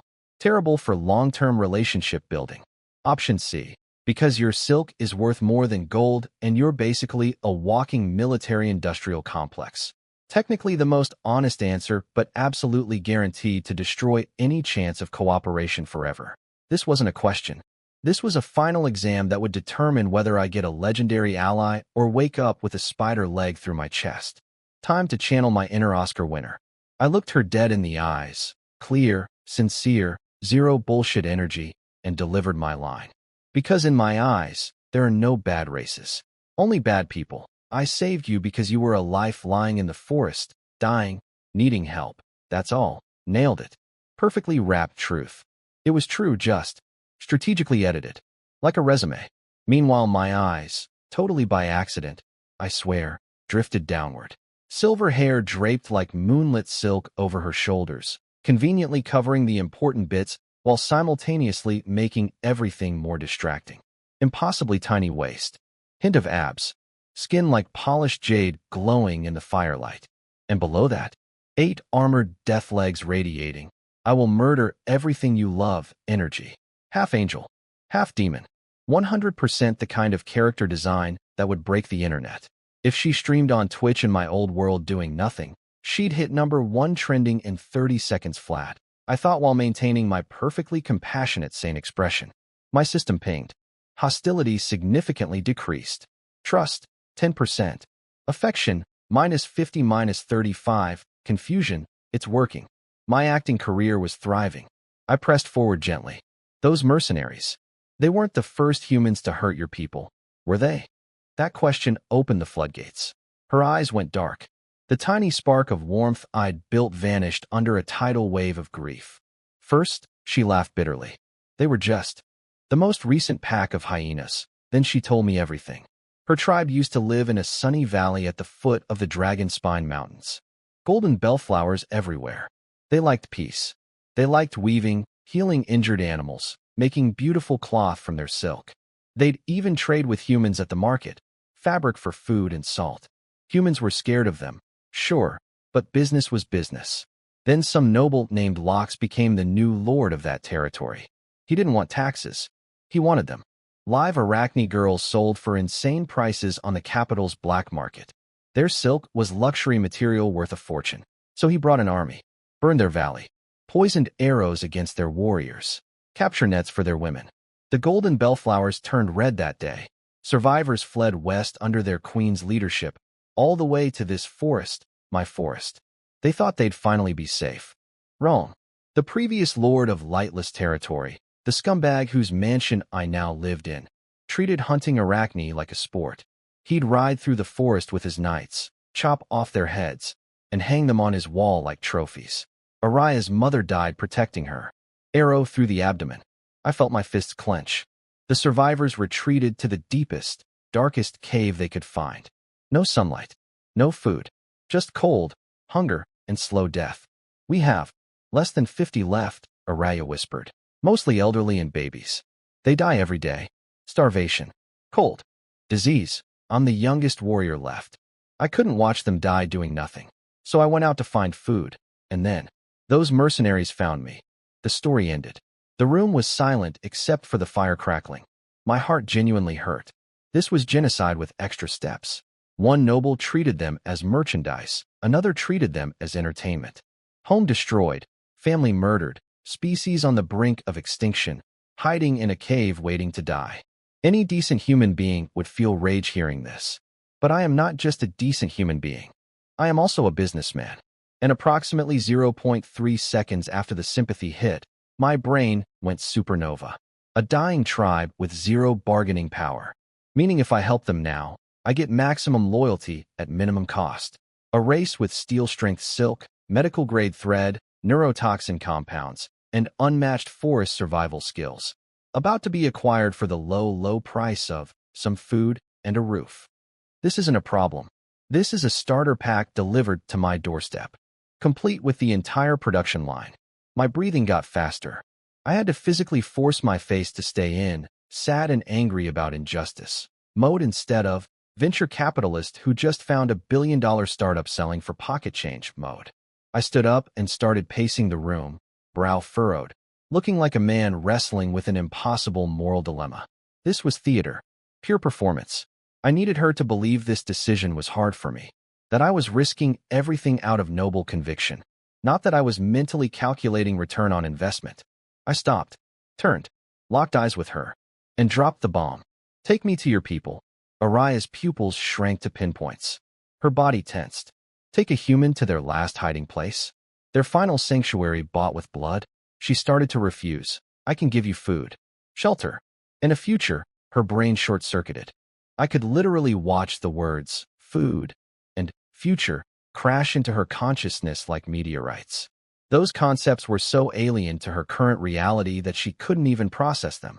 But I wasn't done, because I'm not a charity. I'm a partner. I let my smile sharpen just slightly, eyes going from warm to razor-focused. In exchange, I need your loyalty, and your silk, not a gift, not a rescue, a deal. She stared at me, and I could see the exact moment she understood what I really was. Not a saint, not a savior, a traitor. And honestly, that probably made her trust me more than any holy speech ever could. Because saints are unpredictable, but a man who tells you exactly what he wants, that you can work with, deep into the misty forest. So deep that light itself gave up trying to reach us. Araya moved through the trees like a ghost, her spider legs making zero sound on the wet moss, while I was back here stomping through mud like a drunk elephant, breathing air so humid my lungs were growing mushrooms. This path has more twists than my old boss's promises. If I trip and fall into a hole, nobody's finding my body. Lord walked behind me like a silent iron refrigerator, hand on sword, scanning everything. The man was basically a human security camera with anger issues. Finally, Araya stopped at a massive rock wall covered in vines and moss. She reached out and plucked a few nearly invisible silver threads hidden in the cracks, some kind of spider doorbell system. The wall slid open. Silent. Seamless. Hidden entrance technology that would make a spy movie jealous. Then the smell hit me. Mud. Mold. Rotting herbs. And underneath all of it, the unmistakable stench of sickness and death. My face scrunched up immediately.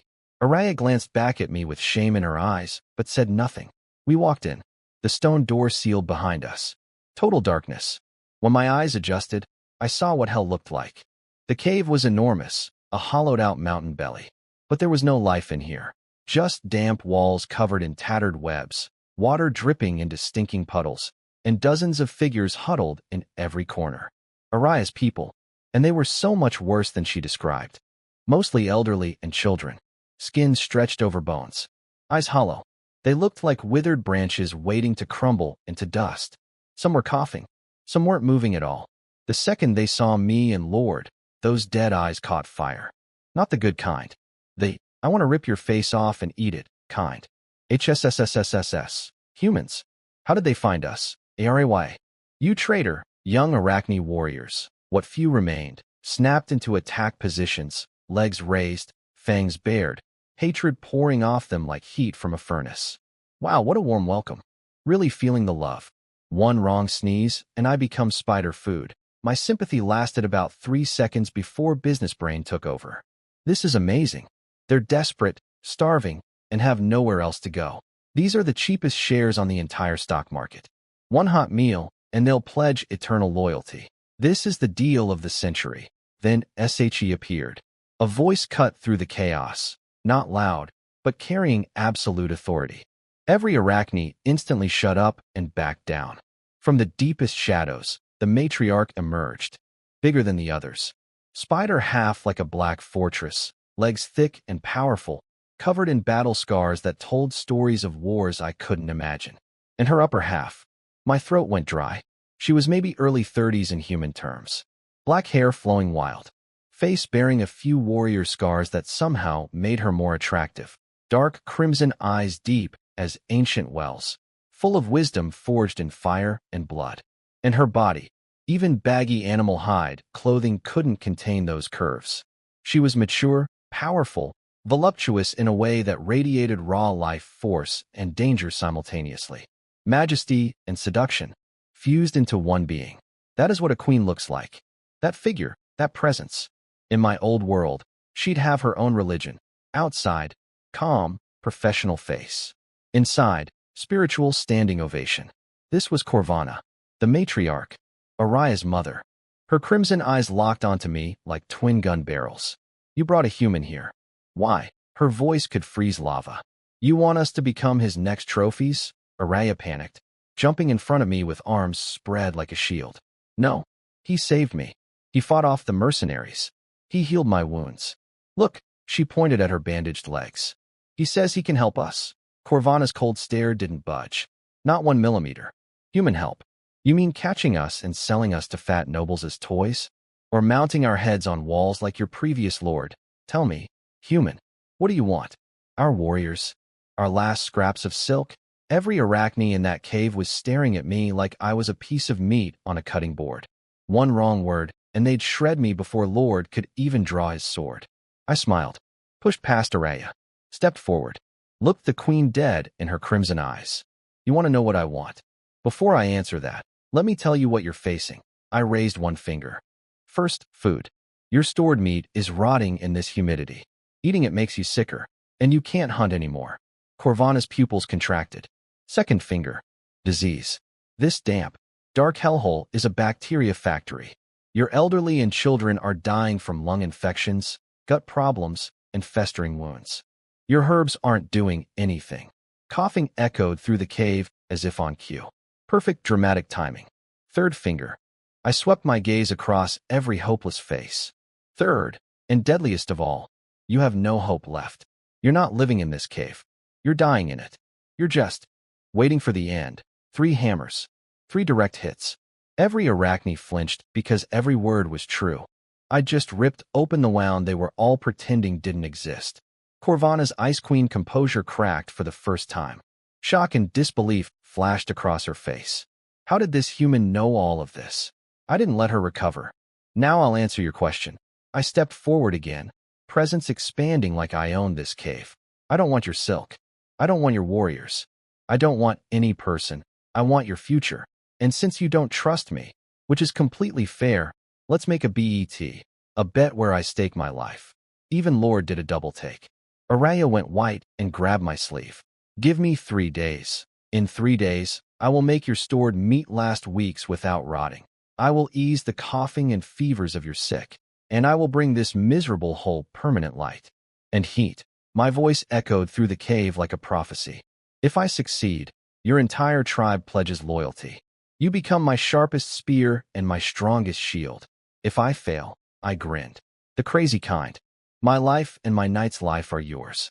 Do whatever you want with us. Every spider woman in that cave had the exact same thought. This human is completely insane. Corvana stared at me like she was trying to x-ray my brain, searching for lies, for tricks, for the trap underneath the trap. She found nothing but absolute confidence. Like I wasn't promising miracles. I was promising breakfast. Her eyes swept to the corners. Her dying people. The coughing children. The starving elderly. What choice did she have? Gamble and maybe live. Don't gamble and definitely die. Mother, Araya tugged her sleeve with tears in her eyes. Trust him. Just once. That broke her. Corvana closed her eyes. Breathed deep. When she opened them, all hesitation was gone. Only steel remained. I accept. Her voice dropped to a deadly whisper. But if this is another lie, you and your knight will become our tribes. Last meal. Deal. Sealed. Every arachne in the cave immediately started looking at me and Lord the way you look at a pantry. Cold. Hungry. Calculating portions. Lord's hand turned white on his sword handle. His whole body was screaming combat readiness. Me? I was grinning. 3 days to perform miracles with medieval technology in a spider cave. Meat preservation. Medicine. heating and lighting. No electricity, no modern tools, no supply chain. Just my brain, my system, and the accumulated knowledge of human civilization. Let's begin, I said, calm as still water. Araya, show me the bitter salt your people threw away, and take me to your water source, because somewhere in this miserable cave was everything I needed to blow their minds. Again, the bet was on, and every spider woman in that cave was looking at me and Lord like we were 2 pieces of beef jerky on legs. Their eyes literally said, if you fail, we're eating you for dinner. Lord had his sword hand ready to start swinging. But me? I was smiling, because I knew something they didn't. I knew chemistry. Araya, show me that bitter salt you mentioned. And your water source. She led me to a pile of gray rocks in the corner. The Arachne's salt mine. I picked up a piece, licked it, and immediately wished I hadn't. My taste buds filed a police report. Magnesium chloride, potassium chloride, calcium sulfate. This wasn't salt. This was a chemistry lab's floor sweepings compressed into rock form. No wonder everyone has diarrhea. You've been seasoning your food with industrial waste. Then she showed me their water source. A puddle seeping from the rocks with visible chunks of dirt floating in it. And worms. Living, squirming, swimming around worms. These people had been drinking bug soup and eating chemical rocks for months. The fact that any of them were still breathing was a biological miracle. Corvana, the queen, saw my disgusted face and fired back with ice in her voice. What's wrong, human? Too good for what we monsters survive on. This is everything we have. I ignored her completely. Give me a pot, clean animal skins, or cloth, sand, and firewood. The Arachne looked at each other like I'd asked them to build a spaceship. Cook rocks? Filter mud? The crazy human was at it again. Corvana waved her hand. Do what he says. Let's see what his game is. Step 1. I crushed the bitter salt, dumped it into a pot of the gross cave water, and stirred until it dissolved. The result was a pot of gray-black sludge that looked like something you'd find in a haunted swamp. The young spider women were already snickering. He mixed 2 disgusting things together and got something more disgusting. Genius plan, human. Step 2. I built a filter, animal skin stretched over a wooden basin covered with sand. Poured the boiling sludge through it, and clear liquid started dripping out the bottom. Every laugh died instantly. Every pair of eyes went wide. How? A young Arachne shrieked. Even Corvana's body visibly jolted. Step 3. I poured the filtered liquid back into a clean pot and boiled it on low heat. No lid, just letting the water slowly evaporate. The entire tribe went silent. 50 spider women holding their breath, staring at a pot of water like it contained the meaning of life. The water level dropped. Lower, lower, almost gone. And there it was. A layer of pure, white, crystalline salt at the bottom of the pot, gleaming like fresh snow in the firelight. Beautiful, perfect, edible. Araya slapped both hands over her mouth, eyes the size of dinner plates. The entire tribe went into complete system failure. Brains crashing left and right. They'd been sitting on a salt mine this whole time and never knew how to use it. I scraped the salt out, walked straight up to Corvana, and held out my palm. Try it. Her breathing stopped. She stared at the white crystals, then at me, then back at the crystals. Her finger trembled as she took a tiny pinch and placed it on her tongue. Pure, clean, not a trace of bitterness. Real salt. The taste their ancestors told stories about. The flavor of survival. Corvana's Ice Queen face shattered. Full-blown shock. Earthquake-level emotional disruption. What? Magic is this? Not magic. Knowledge. She didn't fully understand the word, but she understood the results. And that was enough. Everyone, do what he did. Now. All of it. Turn every piece of bitter salt into this divine snow. The cave exploded with activity. Spider women who'd been lying around waiting to die were suddenly smashing rocks, boiling water, filtering solutions. Clumsy as hell, but their eyes were burning with something they hadn't felt in months. Hope. Perfect. Step 1 complete. Now step 2. I had Lord pull out the wild boar meat from yesterday's hunt. I showed Araya how to cut it into strips, rub the purified salt deep into every fiber, then hang the strips on a smoking rack made from damp wood near a ventilation crack. The smell that filled that cave. Oh, my God. Fat sizzling. Meat turning golden. Salt and smoke combining into the most heavenly aroma in the history of cooking. Someone swallowed. loudly. Then everyone was swallowing. The whole cave sounded like a chorus of hungry stomachs and desperate throats. 50 pairs of eyes glowed green, locked onto those meat strips like starving wolves watching a rabbit. When the first piece was done, I cut it into small portions. I didn't eat any. Didn't give any to Lord or Araya. I walked straight to Corvana and offered her the plate. Her eyes had completely changed. No suspicion, no hostility, just awe, gratitude, and total confusion about how to feel about a human being.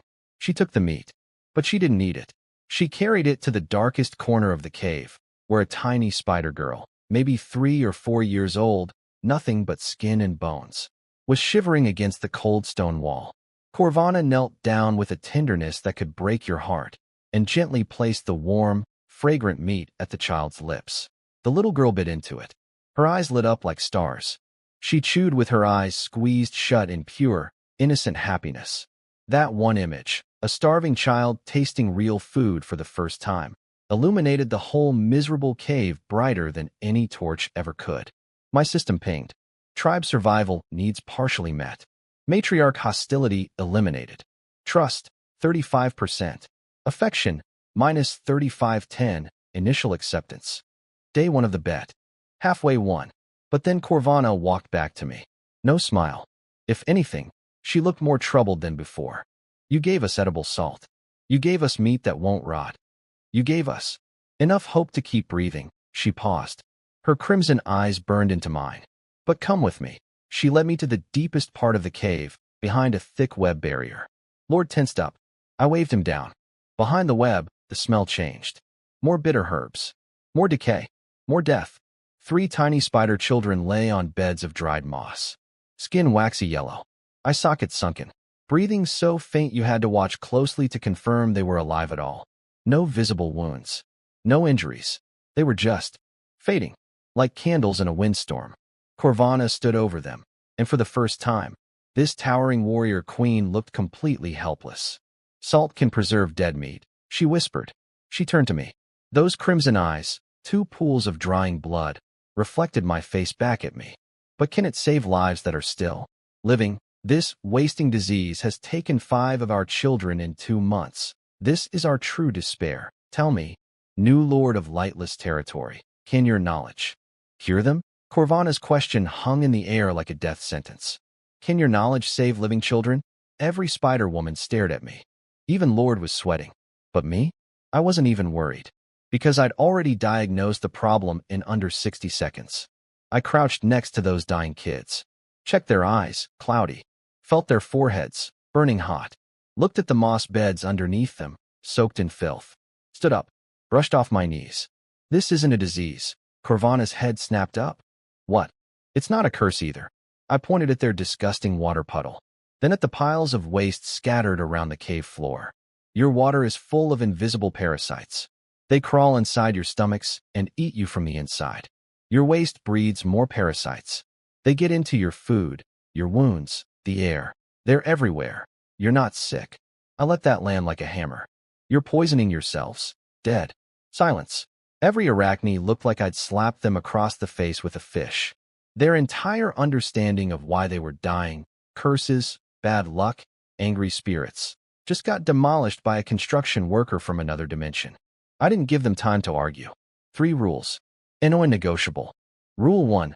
All water gets boiled before drinking. Anyone drinks raw water? Broken legs. Confused spider faces everywhere. Rule 2. Dig a pit 100 meters downwind. All bathroom business happens there. Anyone goes in the cave, they eat what they left behind. Horrified, embarrassed spider faces everywhere. Rule 3. This area is quarantine. Only caretakers allowed near the sick. Everyone who touches a patient scrubs their hands with salt. Every time. Weird rules? Absolutely. But I just turned rocks into edible salt 20 minutes ago, so my credibility was through the roof. Nobody said a word. Corvana whipped around and roared at her tribe. Did you not hear him? Move. Now. Do you want our children to die? The queen's authority hit like a freight train. Everyone scrambled. Next I raided their herb storage. Found some plants that looked suspiciously like purslane and dandelion, both legendary anti-inflammatory herbs from my old world. Had Araya mash them into paste. Then I pulled out my secret weapon, the little flask of distilled alcohol I'd brought from the mansion, poured it on clean animal hide, and started swabbing the infected sores on the children. "What are you doing to her?" a young arachne shrieked. I ignored her completely, cleaned every pustule, applied the herbal paste, wrapped them up. Done. Now we wait. Their lives are in their own hands. And then, we waited. The cave transformed around us. Clean water boiling everywhere. Outdoor latrine dug and operational. Smoked meat hanging from racks. Salt production running at full capacity. For the first time in months, this place had order. But every heart was focused on that quarantine zone behind the web curtain. Silent. Still. The whole tribe holding its breath. Is this human a savior or just a better liar? The sun was setting. The bet's deadline approaching. My internal clock screaming, please work, I do not want to become spider food. Then a cry came from behind the web. Not a moan, not a death rattle. A hungry cry. "Hey, where's my dinner?" Cry? The most beautiful, bratty, demanding little wail I'd ever heard. A caretaker exploded out from behind the curtain, tears streaming, voice cracking into pieces. "Matriarch, she's awake. Amia is awake. Her fever broke. She's hungry. She's asking for food." 3 seconds of absolute silence. Then the cave detonated. "She's alive. It's real. It's a miracle." Spider women grabbing each other, sobbing, screaming, laughing, months of despair shattering like glass. The emotional dam broke, and everyone drowned in it. Corvana, the Iron Queen, the unbreakable warrior, saw little Amia's head peek out from behind the web, curious eyes looking around, very much alive. Her crimson eyes flooded. Tears poured down her face like waterfalls. Then she turned to me, and this proud, fierce, never-surrender queen dropped to one knee. Arachne matriarch Corvana. Every single spider woman in the cave followed. Young, old, injured, they all knelt. Hands on hearts. Heads bowed. The ancient oath of their bloodline. We, the Arachne tribe, hereby pledge eternal loyalty to the Lord of Knowledge, Sornarist. Your will shall be our direction. Your enemies shall be torn apart by our silk. This, OETH, witnessed by our ancestors, shall never be broken. The words echoed through the cave like thunder from the gods themselves. My system went berserk. Bet complete. Corvana affection. 95. Worship. Milestone. First non-human race recruited. Massive rewards. 500 civilization points. Unlocked. Basic textile technology. Unlocked. Basic architecture. System progress. 8%. 500 points. 2 new tech trees. I didn't just win a bet. I unlocked the Industrial Revolution. Inside I was doing backflips. Outside I was radiating pure, benevolent deity energy as I helped Corvana to her feet. From today, you are not monsters. Not prey. You are my people. Corvana's red eyes burned with devotion. Command us, my lord. All our silk, everything, is yours. No, you don't understand yet. I held up one finger. With your silk, we can make cables 100 times stronger than the kingdom's best rope.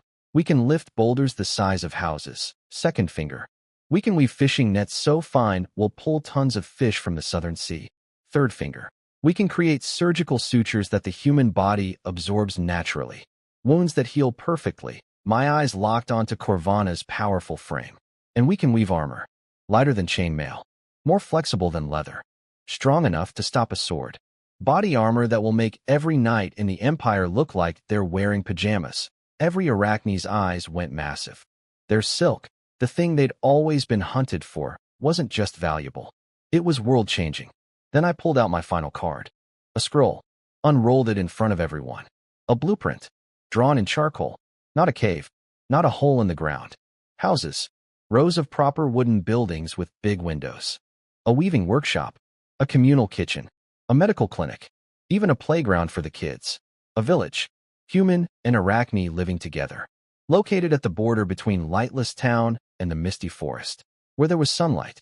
I held up that blueprint like it was the Constitution itself. Say goodbye to this place. Goodbye to the cold. The dark. The death. The despair. I spread my arms wide. Together, in the sunlight, we will build a home. A real home. 50 pairs of tear-filled eyes stared at that blueprint like it was a window into heaven. And honestly, for them it was. Lord put his shoulder against that boulder blocking the cave entrance and shoved. The rock groaned, scraped, and slowly rolled aside. Golden sunlight poured into the darkness like liquid heaven. An elderly Arachne at the front of the group froze. Her wrinkled hand reached out, trembling, trying to grab the light itself. Sunlight, she whispered. The smell of sunlight. A single tear rolled down her ancient face. Behind her, 50 spider women stood completely still, staring at that growing rectangle of warmth like they'd forgotten what the sky looked like. Because they had. Some of the younger ones had never even seen it. Corvana's massive body trembled. She looked back at her people, terrified, hopeful, barely believing this was real, then looked at me standing in the light ahead of them. She took a breath and walked forward. When the sun hit her skin for the first time in who knows how long, her eyes closed and her whole body relaxed, like armor falling off. Araya followed, carrying a tiny child. Then another, and another. One by one, 50 Arachne emerged from their grave and stepped into the world of the living. It was genuinely beautiful. For about 3 minutes. Then everything went to hell. Monsters. Monsters attacking the town. The watchtower guard saw us coming and absolutely lost his mind. Alarm bells started screaming. The entire town erupted like someone kicked an anthill. People poured out of their houses grabbing pitchforks, axes, kitchen knives. One guy was holding a soup ladle. Women clutched their children. Men formed the world's saddest militia line. Spider demons from the forest. Protect the children. The Arachne panicked too. They'd just escaped one nightmare, and here were more humans wanting to kill them. Spider legs snapped into combat position, silk glands ready, claws out. Two terrified groups facing each other. One loud noise away from a bloodbath. Everyone shut the hell up. I planted myself between the two sides and roared with everything my lungs had. Lord stepped forward and unleashed his aura, that invisible crushing pressure that makes grown men want to cry and pee simultaneously. The loudest complainers choked on their own words. Legs buckled. Pitchforks lowered. Silence. Look at them. I pointed at the Arachne behind me. They are not monsters. From today, they are citizens of lightless territory. They are here to help us build. They are construction experts I personally recruited. Anyone who calls them monster again, I will hang from the flagpole at the town entrance. Every single townsperson swallowed hard. They looked at my eyes. Zero humor, 100%, I will. Absolutely do it. Energy. Then at Lord, who looked like he'd enjoy the hanging. And suddenly everyone remembered they had absolutely no complaints about anything ever. My reputation carried the day. I was the guy who gave them clean water, abolished their taxes, and defeated armed mercenaries. If I said the spider ladies were friends, then by God they were friends. Corvana.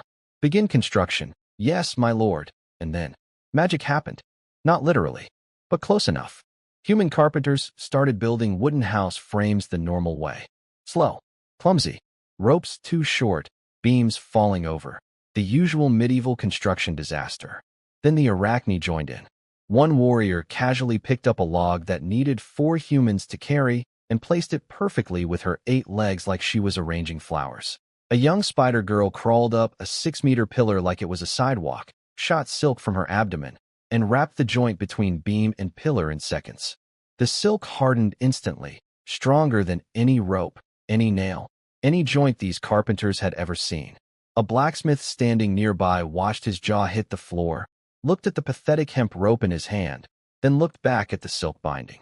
My rope is literally garbage compared to that. More Arachne swarmed the construction site like the world's most efficient work crew. Heavy lifting? 8 legs? No problem. High places? They climbed walls. Walls. They wove silk sheets that hardened into semi-transparent panels. Flexible, tough, and naturally insulated. Winter warm, summer cool. Built-in climate control. The human workers dropped their tools and just stared.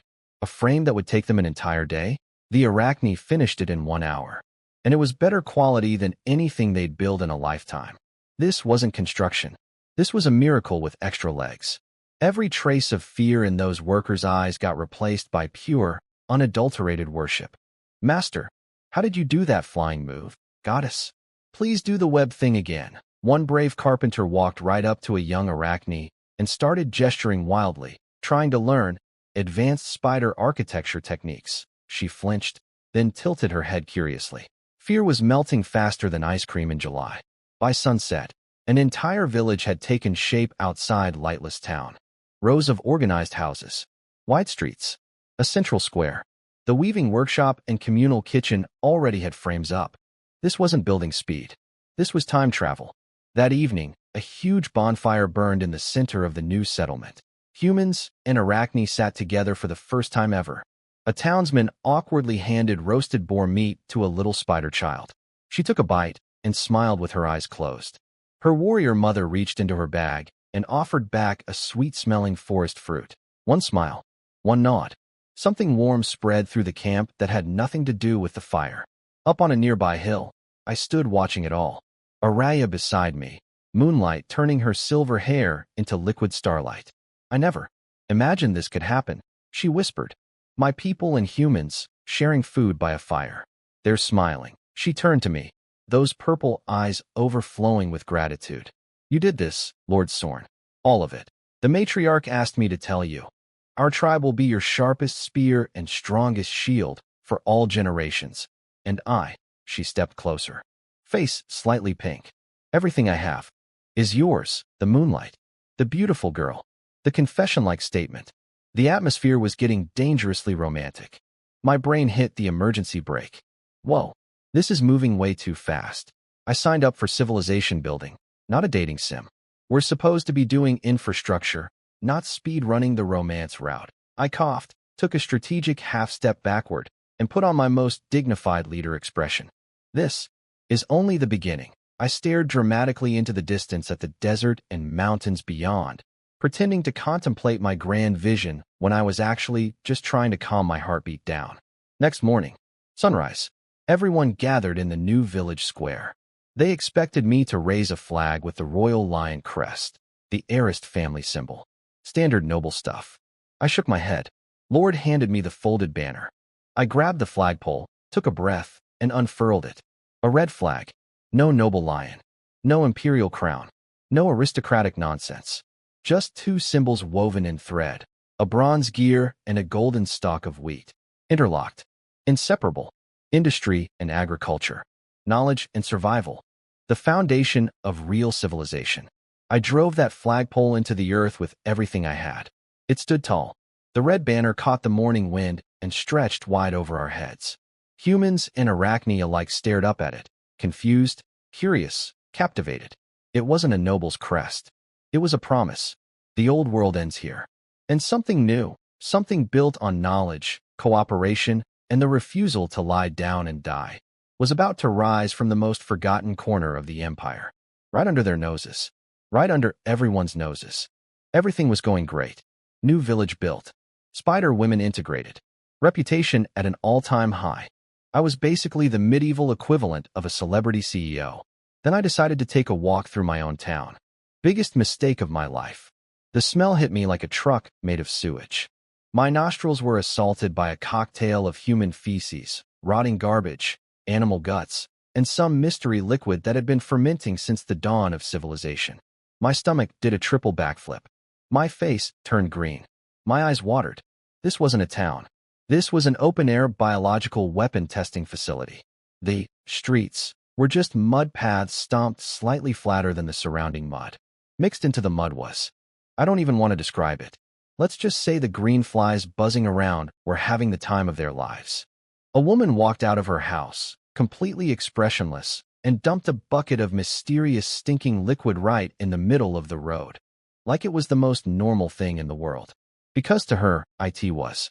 Nearby, half-naked kids were playing eye in the mud.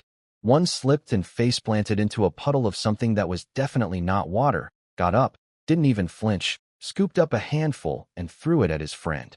My eye was twitching so hard it could generate electricity.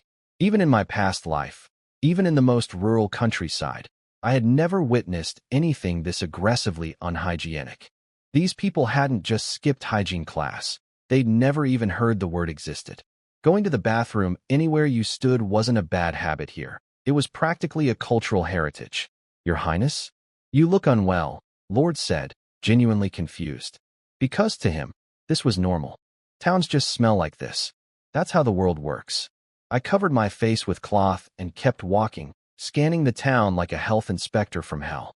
What I found was worse than the smell. Almost every townsperson had some kind of skin condition. Red rashes everywhere, faces, necks, arms. Some scratched open and oozing yellow pus, crusted over with disgusting scabs. The children were the worst. Nearly every kid had visible skin disease, sores, infections, rashes covering their little bodies. Then I heard crying from the blacksmith shop. A boy, maybe 7 or 8, with a small metal cut on his arm. The wound was already red, swollen, and leaking pus. His mother grabbed a strip of cloth to bandage it. That cloth was gray with filth, covered in iron shavings and unknown stains. She was about to wrap an infected wound with what was essentially a bacteria delivery system. Stop! I scared her half to death, bursting in like that. Snatched the cloth from her hands. You want him to lose this arm? 3 days with this rag on that wound, and it rots off. She stared at me, completely lost. But we've always done it this way. Always. Done. This way. That sentence hit me like lightning. Everything connected instantly. The Arachne children dying of wasting disease, the townspeople's rashes, the insane child mortality rate, small cuts becoming fatal infections. It wasn't curses. It wasn't weak genetics. It was bacteria, viruses, parasites, in the water, the soil, the air, under their fingernails, in their clothes, everywhere. In a world without the concept of hygiene, these invisible killers were deadlier than any army. They were the most efficient murderers on the planet, and nobody even knew they existed. A terrifying realization crashed into me. I could bring all the food and buildings I wanted, but one plague would wipe out everything. My territory's biggest enemy wasn't the Viscount or starvation. It was dirt. I needed a hygiene revolution, and I needed it yesterday. Lord, back to the mansion. Now, I burst through the study door so hard Pete and Sam nearly fell out of their chairs. Orders. First, collect every scrap of animal fat in this town. Kitchen grease, leftover oil, waste fat, anything. Second, collect massive amounts of plant ash. Hardwood ash, the whiter the better. Pete and Sam exchanged the classic. Our Lord has lost his mind again, look. But, Your Highness, oil is precious. People need it to cook. We just barely started eating properly. Tell them they can trade oil and ash for double the amount of smoked meat. If they won't trade, buy it. Premium price, trading good meat for garbage ash and waste grease. Their brains were doing somersaults. Later, in the meeting room, I pushed a parchment across the table with 2 words written on it. Purification block. What's a purification block? Sam asked. Some kind of alchemy item? Close enough. It cleans the body, kills the invisible parasites that cause disease, makes skin healthy, prevents infections, and all it takes to make is animal fat and plant ash. Pete's brain exploded. He launched out of his chair like a rocket, face turning tomato red, voice cracking with emotion. Absolutely not. We just started eating properly. Every drop of oil feeds a family. You want to turn food into rocks that nobody can eat. They're not rocks, but they're not food. Your Highness, please. We are people. People need to eat to survive, not rub themselves with mysterious blocks made from garbage. I let him finish his meltdown. Then I smiled. Pete, which matters more, 1 extra spoonful of oil, or your children staying alive? He opened his mouth, closed it, opened it again. Nothing came out. Because he knew. The dead kids, the rotting wounds, the rashes, all real, all happening right now. But grease plus ash equals medicine? That was too insane even for a man who'd already watched me turn pond water into spring water. I turned to Sam. Go into town. Right now. Count every person with visible skin disease, especially children under 10. Then ask the elders, in the last 3 years, how many children died in this town? And how many died from starvation versus mysterious fevers, diarrhea, and infections? I want numbers. Cold, hard, undeniable numbers. Let the data show everyone how terrifying the invisible enemy really is. Sam went pale, saluted, and ran. After he left, I softened my tone with Pete. I know you're scared I'll wreck everything we've built. You're a good man, Pete. He deflated into his chair. I just don't understand. Your Highness, you will. Tomorrow, I walked to the window, looking at the new village gleaming in the sunlight. Knowledge can turn worthless things into treasures worth more than gold. Tomorrow, you'll see it with your own eyes. Then I remembered, I needed one more ingredient. A specific type of ash.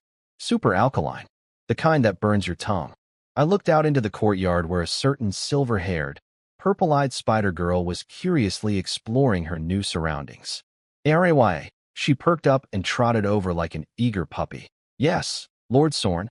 I hit her with possibly the weirdest question anyone had ever asked an arachne in the history of this world. In your forest, is there a tree whose ash is pure white and burns your tongue when you taste it? I need a special kind of ash, I announced in the meeting room like a totally normal person making a totally normal request. Araya looked curious. Corvana looked suspicious. Pete and Sam looked like they were mentally updating their resumes.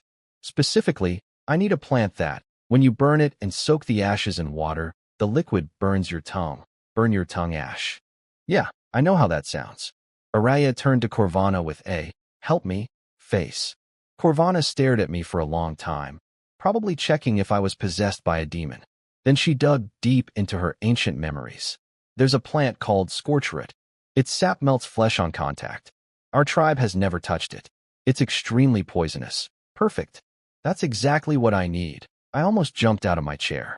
Everyone looked at me like I'd just proposed eating rocks for breakfast. The deadliest poison, used differently, becomes the best medicine, I said in my most mysterious wise man voice. Pete and Sam exchanged their trademark look of shared suffering. The Lord wanted to use precious cooking oil and a flesh-melting poison plant to make bath rocks. This wasn't alchemy anymore. This was demon crafting. Off to the forest we went, the weirdest expedition team in history. Arachne warriors leading the way like 8-legged tour guides, followed by human lumberjacks tiptoeing through the woods like scared children. Watch your feet. That's a man-eating vine. A carpenter yanked his foot back so fast he almost fell over. Thanks, ma'am. We found the scorchroot patch. The plants looked evil, dark red with charred-looking roots that practically screamed, "Don't touch me." The human workers backed up instinctively. Arachne harvest, humans bundle and carry. Go. The spider women went to work. One girl climbed a tree, shot silk at a scorchroot, and ripped the entire plant out of the ground in one pull. Another sliced through roots with her blade legs like scissors through paper. Efficient. Beautiful. Terrifying. The humans were still trying to figure out how to not die touching the stuff when the arachne had already cleared half the field. And something beautiful was happening. A human slipped, a spider leg caught him. An arachne ran out of silk. A human handed her backup rope. Fear evaporating in shared sweat. Walls crumbling through teamwork. Farming, tech advancement, and racial integration. This Lord gig is actually fun. Back at the mansion, my backyard had been transformed into an open-air mad scientist laboratory. Step 1. Burn the scorchroot to white ash. Step 2. Build a filtration device and run water through the ash. What dripped out the bottom was a clear, slightly oily liquid with a smell like scorched stone. Is that the tongue-burning water? Pete asked nervously. Instead of answering, I picked up a feather and dipped it in. The feather curled, blackened, and dissolved in under 3 seconds. Half of it just ceased to exist. Everyone sucked in air so hard I thought they'd create a vacuum. Several townspeople stumbled backward. They were looking at that liquid like it was dragon vomit. Holy, even I was surprised by how aggressive this lie was. But I kept my poker face flawless. Sometimes the deadliest poison becomes the best medicine, I repeated, pointing at the lie bucket. This kills the invisible parasites on your skin. Then I pointed at the other pot, bubbling yellow animal fat. When these two combine in the perfect ratio, poison stops being poison. It becomes purification given physical form. Everyone's eyes went from terrified to worshipful. They didn't understand words like ratio or combine, but they understood that their Lord was doing something beyond mortal comprehension. All right, let's go. I rolled up my sleeves, grabbed a stirring stick, and stood over the pot of melted fat. Pour the lye in.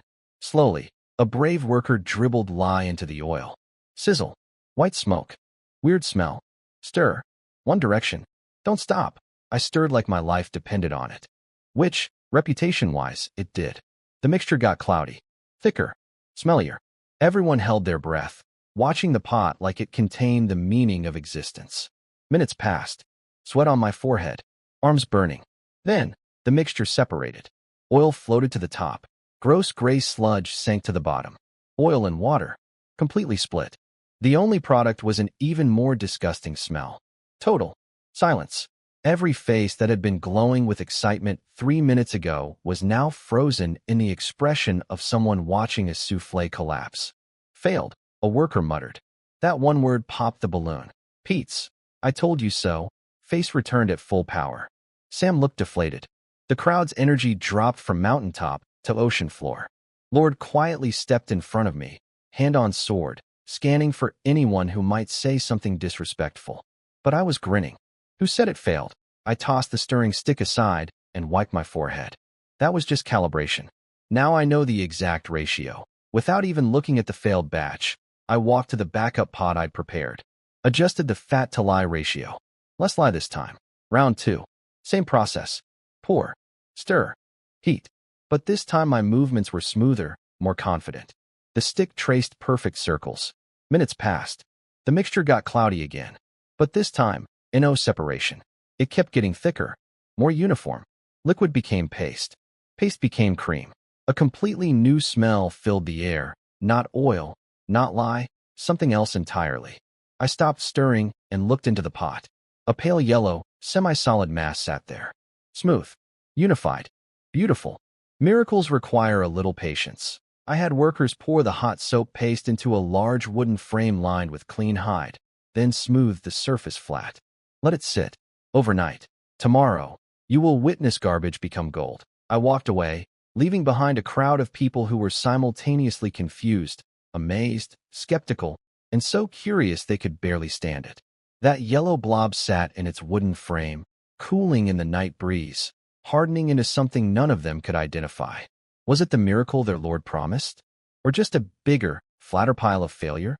Nobody knew. But everyone was going to show up tomorrow morning to find out. Including me. Because honestly, first batch failing had my heart rate at about 200. But there was no way I was letting these medieval peasants see me sweat. Fake it till you make it, baby. That's the Sorn-Arist way. Next morning. Crack of dawn. My entire backyard was packed like a concert venue. Pete, Sam, the craftsman, Corvana, Araya, every single person who watched yesterday's alchemy experiment. All present. All staring at that wooden frame like it contained the answer to life itself. The big question hanging over everyone's heads. Did the Lord actually create a miracle from poison and garbage? Or did we all just spend the night guarding a really flat piece of trash? I strolled out yawning. Saw their faces, grim, nervous, sweating like they were waiting for a death sentence. It's soap, people, not a nuclear launch code. Calm down. I crouched next to the frame and poked the surface. Firm. Solid. Good texture. Time for the reveal. Workers pulled the frame apart. The wooden sides fell away. And there it was. A big, uneven, pale yellow block. Rough surface. Some air bubbles. Smelled like fat and ash mixed together. Not exactly perfume. Silence. No golden glow. No heavenly choir. No sparkles. Just a lumpy yellow brick that looked like something you'd find at the bottom of a neglected kitchen. Sam, bless his brave soul, stepped forward, broke off a tiny piece, and sniffed it. His face said everything. Greasy. Weird. Underwhelming. Your Highness, what exactly does this do? Every person in that yard was thinking the same thing. Is this a weapon? A building material? A really ugly paperweight? Pete's face had already collapsed in a maximum. I knew this was a waste of oil mode. But I just smiled. Bring me the dirtiest water you can find. And the kitchen's filthiest rag. The one that's basically become a fossil. Everyone. A guard returned with a basin of water so disgusting it had chunks floating in it, and a rag so black with grease it had achieved geological status. This thing wasn't cloth anymore. It was petroleum in fabric form. Even I twitched looking at it. I cut a palm-sized block from the yellow brick. Dropped it into the filthy water. Pete gasped. You're wasting it. Wasting what, Pete? You don't even know what it is yet. I rolled up my sleeves, plunged my hands in, and started rubbing. First pass, nothing. Second pass, nothing. Third pass, nothing. The disappointment in the crowd was getting so thick I could taste it. Fourth pass, white. Foam. Tiny bubbles at first, then more. Then avalanches of thick, creamy, snow-white foam erupting from between my fingers, multiplying like they had a personal vendetta against dirt. Within seconds, my hands were buried in a mountain of the most beautiful lather anyone in this world had ever seen. And the smell, clean, fresh, cutting straight through the stench of the dirty water like a sword through butter. What is that? That's snow. The stone is making bubbles, the crowd lost. There. Mines. Corvana's crimson eyes went wide. Araya slapped both hands over her mouth. Pete looked like someone had hit him with a frying pan. But I wasn't done. I tossed the fossilized rag into the foam bath and started scrubbing. The water turned darker and darker. The black grease on that rag started breaking apart, dissolving, surrendering to the foam like it was giving up on life. I pulled the rag out. Clean. Not. Kind of clean. Not. Better than before. Clean. Practically back to its original linen color. You could actually see the weave of the fabric. The water in the basin? Pure black ink. Every molecule of filth that had been cemented onto that rag for probably years was now floating in that bucket of doom. Dead. Silence. Brain failure across the entire crowd. Massive system crash. Everyone looking at the clean rag, then the black water, then me, then the yellow block, then back to the rag, on an infinite loop. This. Pete's finger was shaking so hard it could register on a seismograph. This is magic? You made this from poison and waste oil. I rinsed my hands, dried them off, and turned to face him with my best divine smile. One more time, Pete. This isn't magic. It's knowledge. It's science. Those two words hit every person in that courtyard like a bell tolling from heaven. Then I spotted the blacksmith and his son in the crowd, the boy with the infected cut. I knelt down, cut a fresh piece of soap, worked up a gentle lather in clean water, and carefully washed the kid's swollen, pus-filled wound. The boy tensed up at first, then relaxed. No burning, no stinging, just a cool, clean feeling as the infection was gently washed away. When I finished and dried his arm, everyone crowded around. The swelling had gone down. The pus was completely gone. The wound looked clean, fresh, almost healthy. The blacksmith, a 7-foot wall of muscle, dropped to his knees so fast the ground shook. Your Highness, you saved my son's arm. My life, my family's lives, they're yours. Whatever you need, I'll do it. Then Pete walked up. Slowly, head bowed. He stopped in front of me and performed a full 90-degree bow. The deepest bow I'd ever seen from this stubborn old man. Forgive my ignorance, Your Highness, his voice cracked. I was wrong. This thing saves more lives than food ever could. I accepted his apology gracefully because that's what benevolent genius leaders do. Then I held up the yellow block for everyone to see and dropped the name. This weapon against disease and death, I call it. Soap. Soap. The crowd roared back like I'd just named a god. Everyone wanted one. Needed one. For their kids, their families, their wounds. Don't worry, soon everyone gets soap. But making it requires workers and organization. So I'm establishing Lightless Territory's first factory. Paid positions. Food provided. Anyone willing to work can apply. Jobs? Wages? In a town that had nothing 2 weeks ago, the crowd went nuclear with excitement. Then, because my life apparently has a no-rest policy, a guard burst in looking panicked. Your Highness, a merchant is here. From Red Iron Territory. He says he heard about our miracles and came to visit. Pete leaned over immediately. Red Iron merchants are cunning and greedy. Be careful. I nodded. Let him in. A pudgy man in fancy silk robes with a perfectly groomed little mustache waltzed into my backyard with his bodyguards. Radiating, I smell money, energy from every pore. He glanced at my water filter setup. Mild curiosity. Then his eyes locked onto the soap in my hand. This man had been a traitor his entire life. His instincts were sharper than Lord's sword. And right now, every merchant instinct he possessed was screaming at him that the wet yellow block in my hand was worth more than gold. His breathing got heavy. His pupils dilated. His eyes turned into those of a starving wolf staring at a lamb. And I thought, oh, this is going to be fun. Fat merchant Marco's eyeballs were practically glued to the soap in my hand. This man was wearing silk robes embroidered with gold thread, looking like a walking jewelry store in the middle of my garbage town. And he didn't even notice the contrast because his entire universe had collapsed into one yellow block. He sprinted over and dropped to one knee so fast his belly jiggled. "Oh, great and merciful Prince Sorn, allow humble Marco to kiss your noble boots. Your radiance outshines the noon sun. The moment I heard of your miracles, I abandoned all my business and rode day and night. This guy's acting is so over the top he'd win an Oscar and a Razzie simultaneously." He clapped his hands, and his guards hauled in a treasure chest. Gold, jewels, silk, that except it was obviously junk. Uneven dye jobs on the fabric. Mismatched gemstones that were probably colored glass. A gold goblet that was clearly copper with gold paint. This was dollar store merchandise wrapped in Christmas paper. But my townspeople were gasping like they'd seen the crown jewels. These poor souls had never seen anything shinier than a clean spoon. Marco leaned in with his best, "Let's make a deal," voice. "Your Highness, if you could share the recipe for this divine creation." He held up 5 chubby fingers. 5 gold coins, the crowd gasped. Pete nearly had a stroke. 5 gold coins was 2 months of tax revenue for the neighboring rich territory. You could buy half of Lightless Town with that money. Every person in the yard suddenly looked at the soap in my hand differently. That wasn't a cleaning product. That was a gold mine I could casually squeeze out of my fist. But 5 gold coins for the recipe to soap?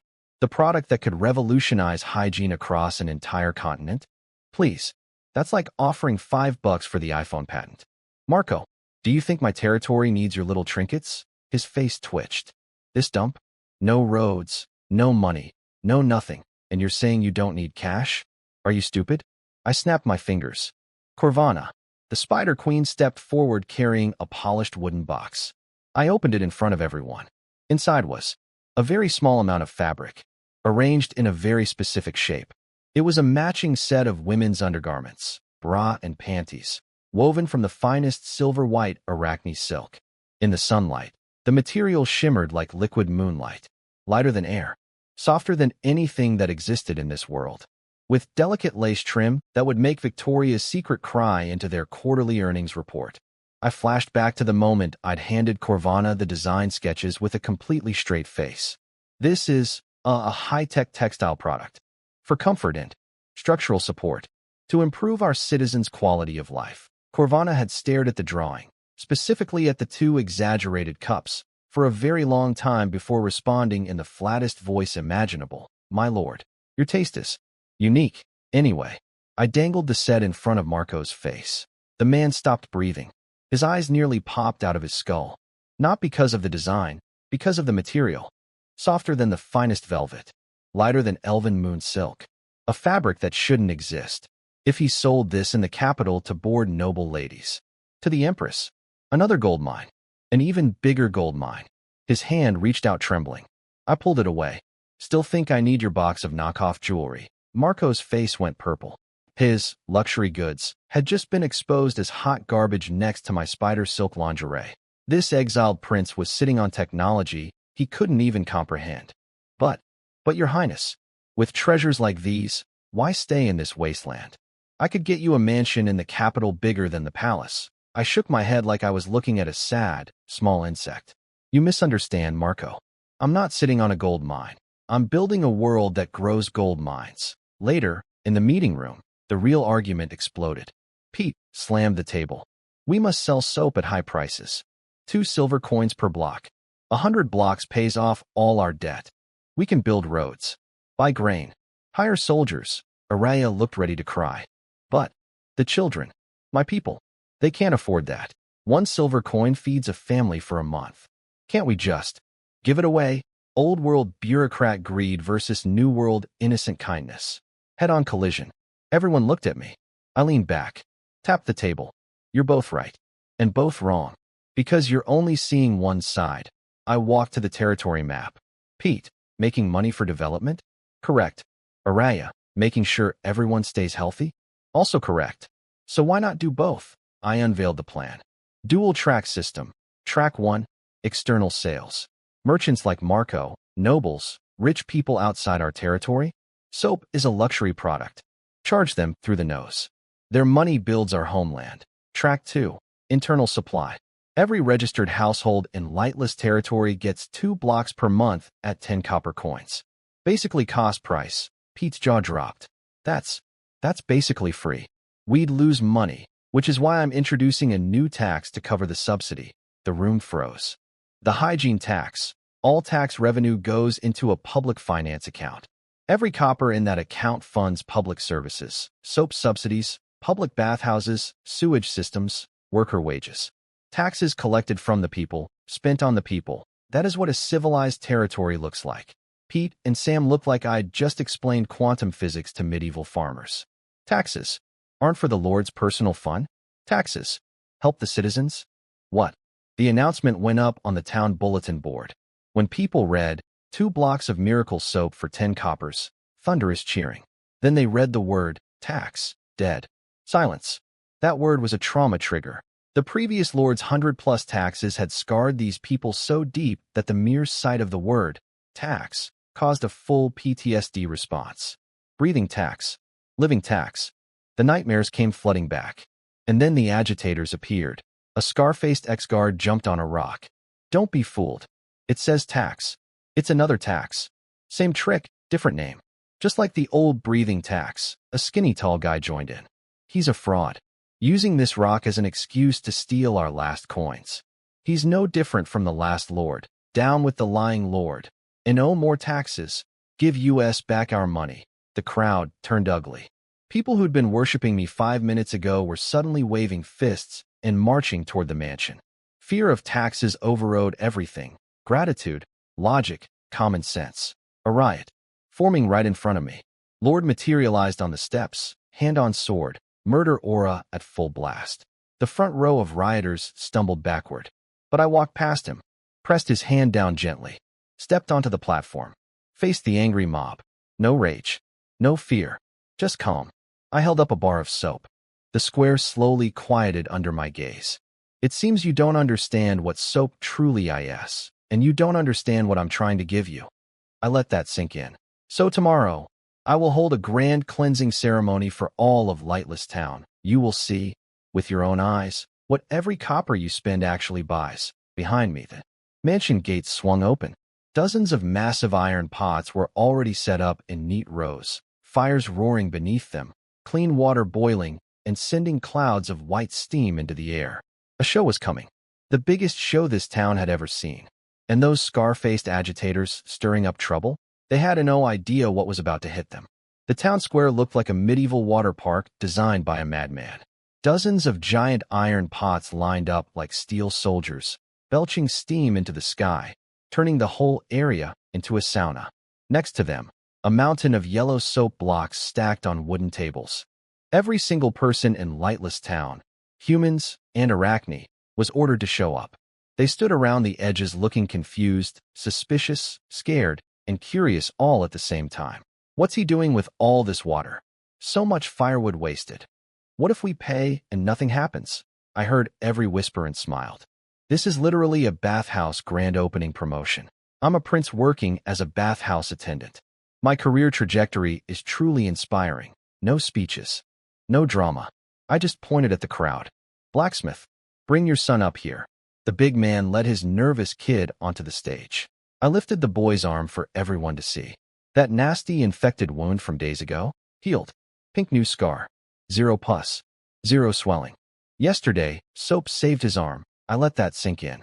Today, I'm giving all of you something more precious than gold or food. It's called health.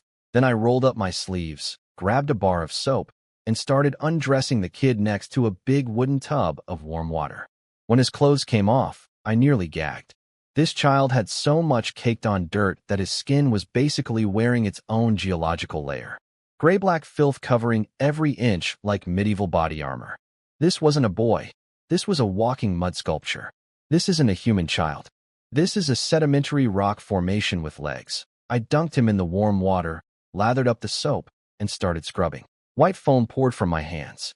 And as I washed his back, rivers of black water streamed off his body, turning the clean tub water into liquid darkness. Layer after layer of grime dissolving, peeling away, surrendering to the soap. And underneath? Skin. Actual, healthy, wheat-colored skin that nobody, including this kid, had ever seen before. The crowd went insane. Look at his back. The dirt is coming off. That his real color. The boy tensed up at first, but then melted into it. The rashes that had been tormenting him for years suddenly didn't itch anymore. The sores stopped burning. For the first time in his life, he felt genuinely clean. He let out this tiny, quiet sigh of pure comfort. That one little sigh hit every mother in the crowd like a cannonball. They all thought the same thing at the exact same moment. My child. My child has those same rashes. Those same sores. That same dirt. I lifted the boy out, dried him off, and presented him to the crowd. A completely new kid. Clean, glowing, radiant. Like someone had swapped out a mud golem for an actual child. His mother exploded from the crowd, sprinted onto the stage, grabbed her son, and started touching his face with shaking hands, feeling his smooth skin, sobbing uncontrollably. My baby. My baby. She collapsed to her knees in front of me, forehead slamming the wooden platform. Thank you. Thank you, Your Highness. That broke the dam. My child has rashes too. Please, save my baby. Me too. Please. Mothers carrying babies, dragging toddlers, flooding toward the stage in a tidal wave of desperate maternal love. Not a riot, something way more powerful. The unstoppable force of parents who'd just seen a miracle and wanted it for their own children. Lord appeared like a wall of steel. Everyone, line up. Anyone who pushes gets disqualified. Corvana barked orders, and her arachne formed a living barrier. Their massive spider bodies were actually perfect crowd control. They separated women and children from the pushing men, created orderly lanes, prevented any stampedes. I grinned from the stage. Total victory. Today, everyone gets a turn. Arachne sisters. Distribute the hot water. Distribute the soap. Every citizen gets a hot bath. The square transformed into the world's biggest open-air bathhouse. Spider women worked in pairs, lifting massive pots of boiling water like they weighed nothing, delivering them to makeshift bath stalls made from wood and animal hide. More Arachne handed out soap blocks to the endless line of people. And when one spider girl carefully placed a bar into a human child's hands with her scary-looking leg and said in broken human language, "Don't be afraid.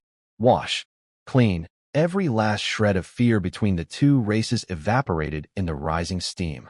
Women went first with children, then elderly, then men. The entire town took the first real bath of their lives. Laughter replaced suspicion. Amazement replaced fear. Kids splashing, mothers crying happy tears, grown men staring at their own clean hands like they'd never seen them before. One white-haired old man walked into a stall and came out weeping. He held up his hands, staring at them, trembling. So this is what my hands look like. I never knew. He'd lived his entire life without once seeing his own skin clean. That one hit me different. That one was real. After the baths, everyone gathered around a massive bonfire in fresh-washed clothes. People were discovering each other. Hey Bark, without all that grime, you're actually pale. Shut up. Your wife looks 10 years younger clean. Ha ha ha ha. Laughter everywhere. Real, genuine, tears in your eyes laughter. The kind this town had probably never heard. Pete stood behind me, eyes wet. Your Highness, you created a miracle. It's not a miracle, Pete. It's just what civilization looks like at the very beginning. I ordered Sam to conduct a full census starting tomorrow. Every single person, human and Arachne, registered. Names, ages, everything.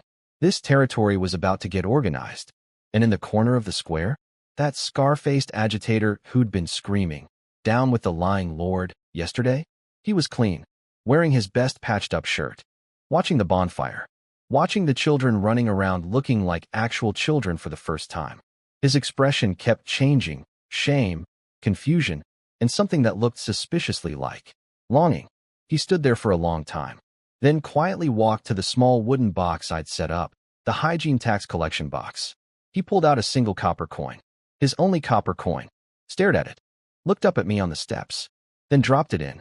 One coin, one quiet clink. The last bell toll for the old world. The first note of something new.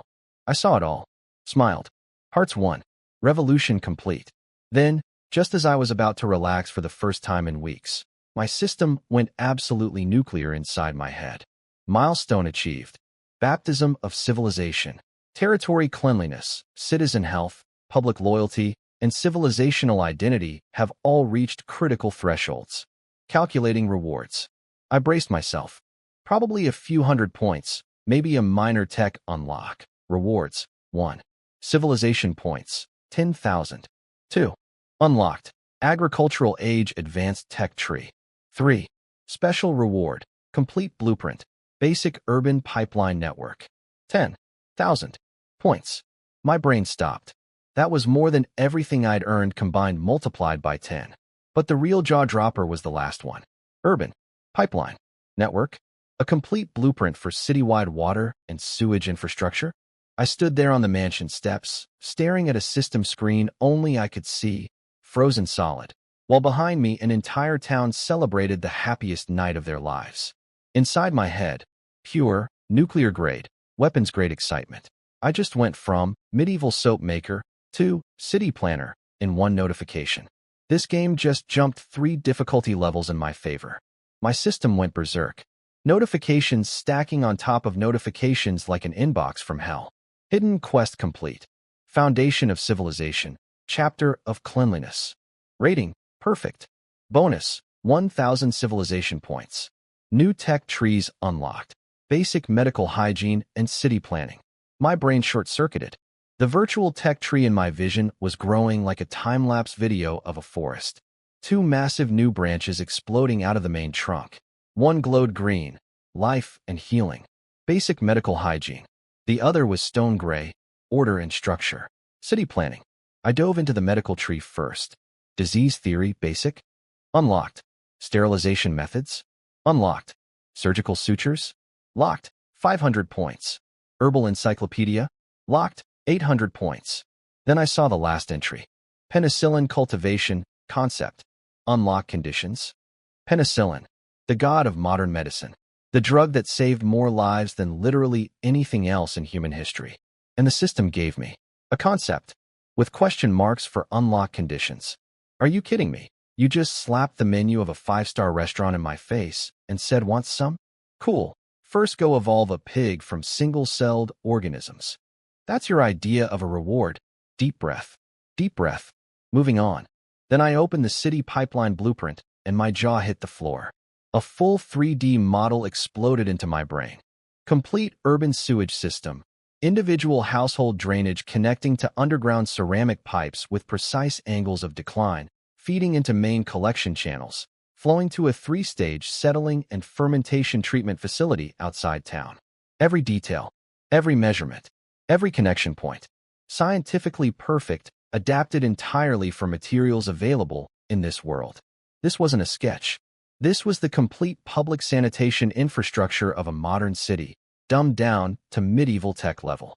With this, lightless town could go from open sewer hellscape to actually livable. This was civilization's true foundation. Not swords, not castles, plumbing.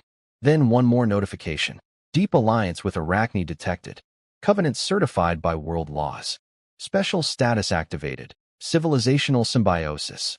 All Arachne. Permanent 5% work efficiency boost. Loyalty permanently locked at. Worship. I could feel it. A faint but real connection between me and Corvana, like an invisible thread linking us across distance. Not magic exactly. More like trust given physical form by the universe itself. That reward was worth more than 10,000 points. Because no amount of technology replaces people who would die for you. Your Highness. Your Highness. Pete came barreling toward me, his wrinkled face scrunched into the biggest smile I'd ever seen. He looked like a happy raisin. They're praising you out there. They say you're not an exiled prince. You're a true god who brought hope. I shook my head. No, Pete. We just washed the mud off. He blinked, smile frozen. But the thing that creates the mud? That's still here.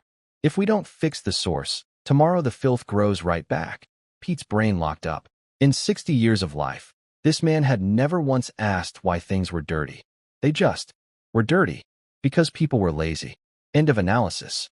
Explaining public health infrastructure theory to a medieval accountant was like explaining Wi-Fi to a goldfish. Not happening tonight. Follow me. Get Sam and Corvana to my study. In the study, 3 confused faces stared at me across the map table. Celebrations were at their peak outside, and I'd pulled them indoors. Must be important. I grabbed a sharpened charcoal stick and started drawing on a fresh sheet of parchment. Lines. Precise, confident lines. A long, low building taking shape. Barracks? Sam guessed. But then I divided it into small identical compartments. Way too small for beds. Each one had a strange large jar-shaped thing embedded in the floor, connected to underground channels leading to a collection pit in the back covered with boards. 3 faces leaned closer. 3 sets of eyebrows scrunched into maximum confusion. Pete looked like he was trying to read a foreign language. Sam's head tilted so far sideways he was practically horizontal. Kurvana, whose people had thousands of years of architectural knowledge, was running her brain at full computing power trying to decode this thing. She failed. This structure didn't hold weight, wasn't decorative, didn't store anything useful. It made 0 sense in any framework she knew. I finished the drawing, stepped back, admired my work. A complete structural blueprint for a public toilet. Dry latrine version, with underground waste collection and basic sanitation features. 3 faces stared at it. 3 brains producing nothing. I tapped the big jar-shaped structure with my charcoal stick and gave them my most mysterious cult leader smile. Guess what this is for? 3 blank stares. The answer, of course, was pooping. I was about to revolutionize how an entire civilization went to the bathroom. And somehow, this was the most important thing I'd done yet. 3 people. 1 drawing. 0 comprehension. Pete, Sam, and Kurvana stared at my blueprint like I'd drawn an alien spacecraft. Pete went first. Your Highness, is this a new type of underground grain storage? Grain storage? With individual stalls? What are you storing? 1 grain per compartment. Are we giving each piece of rice its own bedroom? Sam snapped his fingers. I've got it. It's a fortress. The small rooms are archer positions. The underground jars store boiling oil for defense. Brilliant strategic planning, Your Highness. Boiling oil. Buddy, you're so close to the truth, and yet so far away that you've actually circumnavigated the entire planet of wrongness and arrived back at a different wrong answer. My last hope was Kurvana, the technical genius, the master builder. Surely SHE could, my lord, from an engineering perspective. This structure is meaningless. It bears no load, offers no defense. The compartments are too small to inhabit. Perhaps it's some kind of religious shrine I cannot comprehend. I gave up. Completely. Totally. My CPU was fried. Explaining science to you people is harder than building a nuclear reactor with my bare hands. I tapped the drawing. It's not a grain silo. Not a fortress. Not a temple. It's a public toilet. The silence that followed could have been bottled and sold as soundproofing material. Pete's face went through confusion, blankness, and landed firmly on. Our Lord has finally snapped. Sam's mouth opened and closed like a fish. Kurvana's multiple eyes flickered in what I can only describe as a full system reboot. A toilet? A whole building. Just 4. Pooping? In their world. That activity was associated with walls, bushes, random street corners, and anywhere your legs happened to stop. The idea of constructing an edifice dedicated to it was like building a cathedral for sneezing. You're not joking. Pete's voice was shaking. Do I look like I'm joking? I pointed out the window at our freshly bathed, happy citizens. Why did we wash everyone yesterday? Because they were dirty. And why were they dirty? Because they live surrounded by their own waste. The invisible creatures, I call them germs, breed in feces, crawl into wounds, contaminate water, infect food. Washing was step 1. But if everyone keeps pooping on every street corner, the germs come right back. This toilet isn't just a building. It's a fortress against disease and death. The true foundation of civilization. They didn't understand. I didn't expect them to. I just needed them to build it. Next day, the news spread. The Lord is spending money building a palace for pooping. The reaction was not ideal. At the tavern, Scarface and his buddies were having a blast. Next miracle from our divine messenger. A golden outhouse. Why not just give us the money instead? From now on, let's call him Poop King SRN. Even normal townspeople were confused. Isn't the wall corner working fine? Been doing it there for decades. Nobody died. I ignored all of it. Arguing with ignorance is pointless. I'd let the results do the talking. I assembled my dream team. Kurvana for Arachne construction power, and old stonemason Latre, the guy from the initial night tax incident who now worshipped me like a living deity. Build this. Together. Arachne handle the frame. Lattre's crew handles foundation and plumbing. Latre couldn't figure out what the building was, but his response was beautiful. Whatever you say, Your Highness. Even if you told me to march into hell, I wouldn't blink. Then came the real reason I'd called Corvana. The floors and lower walls need to be waterproof, smooth, and easy to clean. Stone tiles would take months and cost a fortune. Do your people have anything that could work? Corvana paused. Then her abdomen moved. A strand of silk shot out, but not the normal silver kind. This one was yellow, translucent, sticky, smelling like tree resin. We produce 2 types of silk. The second type, mixed with a specific red clay from the western forest, dries into a layer that's hard as leather, smooth as glass, and completely waterproof. We call it spider glue. My brain went supernova. Hard, smooth, waterproof, mixable with local clay. That's organic concrete. In my past life, I spent years on construction sites memorizing cement grades to impress clients. I could recite concrete specifications in my sleep. And now I had a biological version produced by my own allies. These arachni weren't monsters. They were a walking, self-replicating construction materials factory.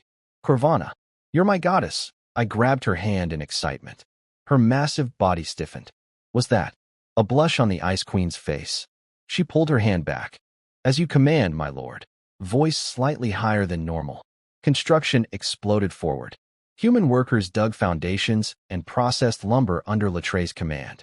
Spider women raised the entire wooden frame in one day with silk bindings stronger than any nail or joint. Then came the spider glue demonstration.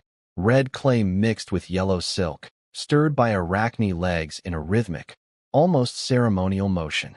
The mixture was spread on rough wooden floors, scraped smooth with flat stones, and the wood surface transformed into a mirror. Seamless, glossy, deep brown. When water was poured on it, the drops rolled right off without absorbing a single molecule. Latre touched it with trembling fingers. Smooth, hard, perfectly sealed. This is the real miracle, he whispered. Then he turned to the arachne women he'd once been terrified of, bowed deeply, and said what I'd been waiting to hear. They are the finest craftsmen in the world. I'm ashamed I ever thought otherwise. Racial integration milestone achieved. Through the universal language of really good building materials. 3 days later, the toilet was done. Clean wood structure. Waterproof beast-hide roof with ventilation windows. Natural light streaming in. That gorgeous spider glue floor you could see your reflection in. Individual stalls with doors that lock from inside. Privacy. For pooping. A concept that didn't exist anywhere in this world. I opened it to the public with maximum ceremony. Welcome, brave men of Lightless Town. Who wants to be first to experience this revolutionary facility? Response. Absolute. Cricket level. Silence. The men shuffled. Looked at each other. Scratched their heads. It's really clean. Yeah, too clean. Walking into a fancy room just to. I dunno. Feels weird. Too much ceremony. I'd freeze up. Nothing would come out. One guy laughed nervously. Actually, Your Highness, I'm suddenly not urgent anymore. Bye, he bolted. Me neither. I prefer the old spot. Let's go. They scattered like startled pigeons. Every last one. Running back to their beloved wall corners and familiar bushes. My beautiful, state-of-the-art, 5-star public toilet stood there. Empty. Spotless. Completely unused. Just me. Alone. Standing at the entrance. Smile frozen on my face. Evening breeze blowing a lonely leaf past my feet. The most awkward moment of both my lives. I built you a 5-star bathroom experience and you won't use it. Fine. Fine. You want to keep pooping on walls. Let's see how you feel after I introduce a little something called motivation. My beautiful 5-star toilet stood there in the moonlight like a rejected masterpiece. Empty. Unused. Absolutely pristine. While literally everywhere else in town, people were happily contributing to the local aroma in their favorite wall corners.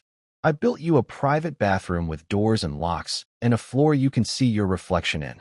And you chose a wall. In the dark? Next to a stray dog? You want the wall?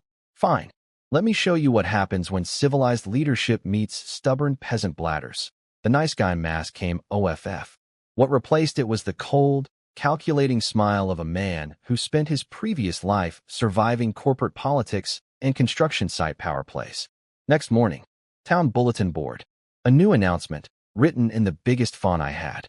I stood in front of it wearing my Black Lord's outfit, the serious one, not the pretty white one. Lord behind me like a mountain of steel. 10 fully armored knights flanking us. This wasn't a, please cooperate, formation. This was a, try me formation. I, Soren Arist, hereby declare the Public Hygiene Management ACT. Version 1. Rule 1. From this moment, all public areas, streets, alleys, squares, walls, are permanently OFF limits for any form of personal waste disposal. Crowd noise. Murmuring. Growing anger. He can't tell us where to pee. What's next? He gonna regulate breathing? I ignored them and cranked the volume. Rule 2. Anyone caught violating this law will be fined 10 copper coins. No exceptions. No delays. Now the crowd erupted. 10 coppers? For peeing. This is the breathing tax all over again. I knew he was a fraud. Same tricks, different packaging. I scanned their angry faces with ice-cold eyes and continued. Rule 3. All fines go into the public finance account. Every coin funds toilet maintenance, expansion, and future sanitation projects. Monthly reports. Full transparency. Supervised by Pete. I'm not taking your money. I'm using law to force you into living like civilized human beings. Who agrees? Who disagrees? Silence. Nobody dared oppose with Lord's hand on his sword. But every face screamed, this is the stupidest rule in the history of rules, and good luck enforcing that, buddy. They all thought the same thing. He can't possibly catch us. The town is too big. Are they going to station knights at every wall corner? I could read their thoughts on their smug faces. Oh, you think this is a joke? You think safety in numbers protects you? Perfect. I love that energy. Let's see how long it lasts. I pulled out a bronze badge from a black box, a broom crossed with a sword, and pinned it on Pete's chest. Pete, you are now the Chief Hygiene Inspector of Lightless Territory. 2 royal knights will accompany you. Anyone who obstructs enforcement is challenging MY authority. You have permission to act first and report later. Pete looked at that badge like I'd just strapped a bomb to his chest. He knew this was the most hated job in history. But he also knew there was no saying no. Yes, Your Highness. I won't let you down. Go wake them up, Pete. And so began the most absurd law enforcement operation this world had ever seen. 1 shaky old accountant and 2 murder machine knights, patrolling the streets to catch people mid-squat. It went terribly. First target, a guy peeing against a wall. He saw them coming, didn't even pull up his pants, and sprinted away, leaving behind nothing but a puddle and Pete's shattered dignity. Second target, an old lady squatting behind a broken house. Pete approached with his best official voice. Ma'am, according to the Lord's new law. She looked up, smiled sweetly with approximately 0 teeth, and said, Oh my officer, I was just resting my sore back. Looking at these fascinating ants on the ground, she stood up, dusted off, and waddled away, leaving behind a steaming pile of evidence and Pete on the verge of a rage-induced stroke. By noon, the enforcement squad had caught nobody. The whole town was treating them like a traveling comedy show. People gathered to watch and heckle. Pete's face was so red it could have cooked eggs. His 2 knights, men who'd killed enemy soldiers on battlefields, were now chasing people who were running with their pants down. The level of professional humiliation was astronomical. Then Pete heard it. A loud, obnoxious voice from a nearby alley. What kind of bullcrap law is this? I'm right here doing my business. Let that old fool come smell my... Ha! Scarface. The same agitator who'd been calling me, Poop King SORN, in the tavern. Pete's eyes narrowed. His nostrils flared. Something inside this meek old accountant snapped. He gave the knights a silent hand signal. They ghosted to both ends of the alley like shadows made of steel.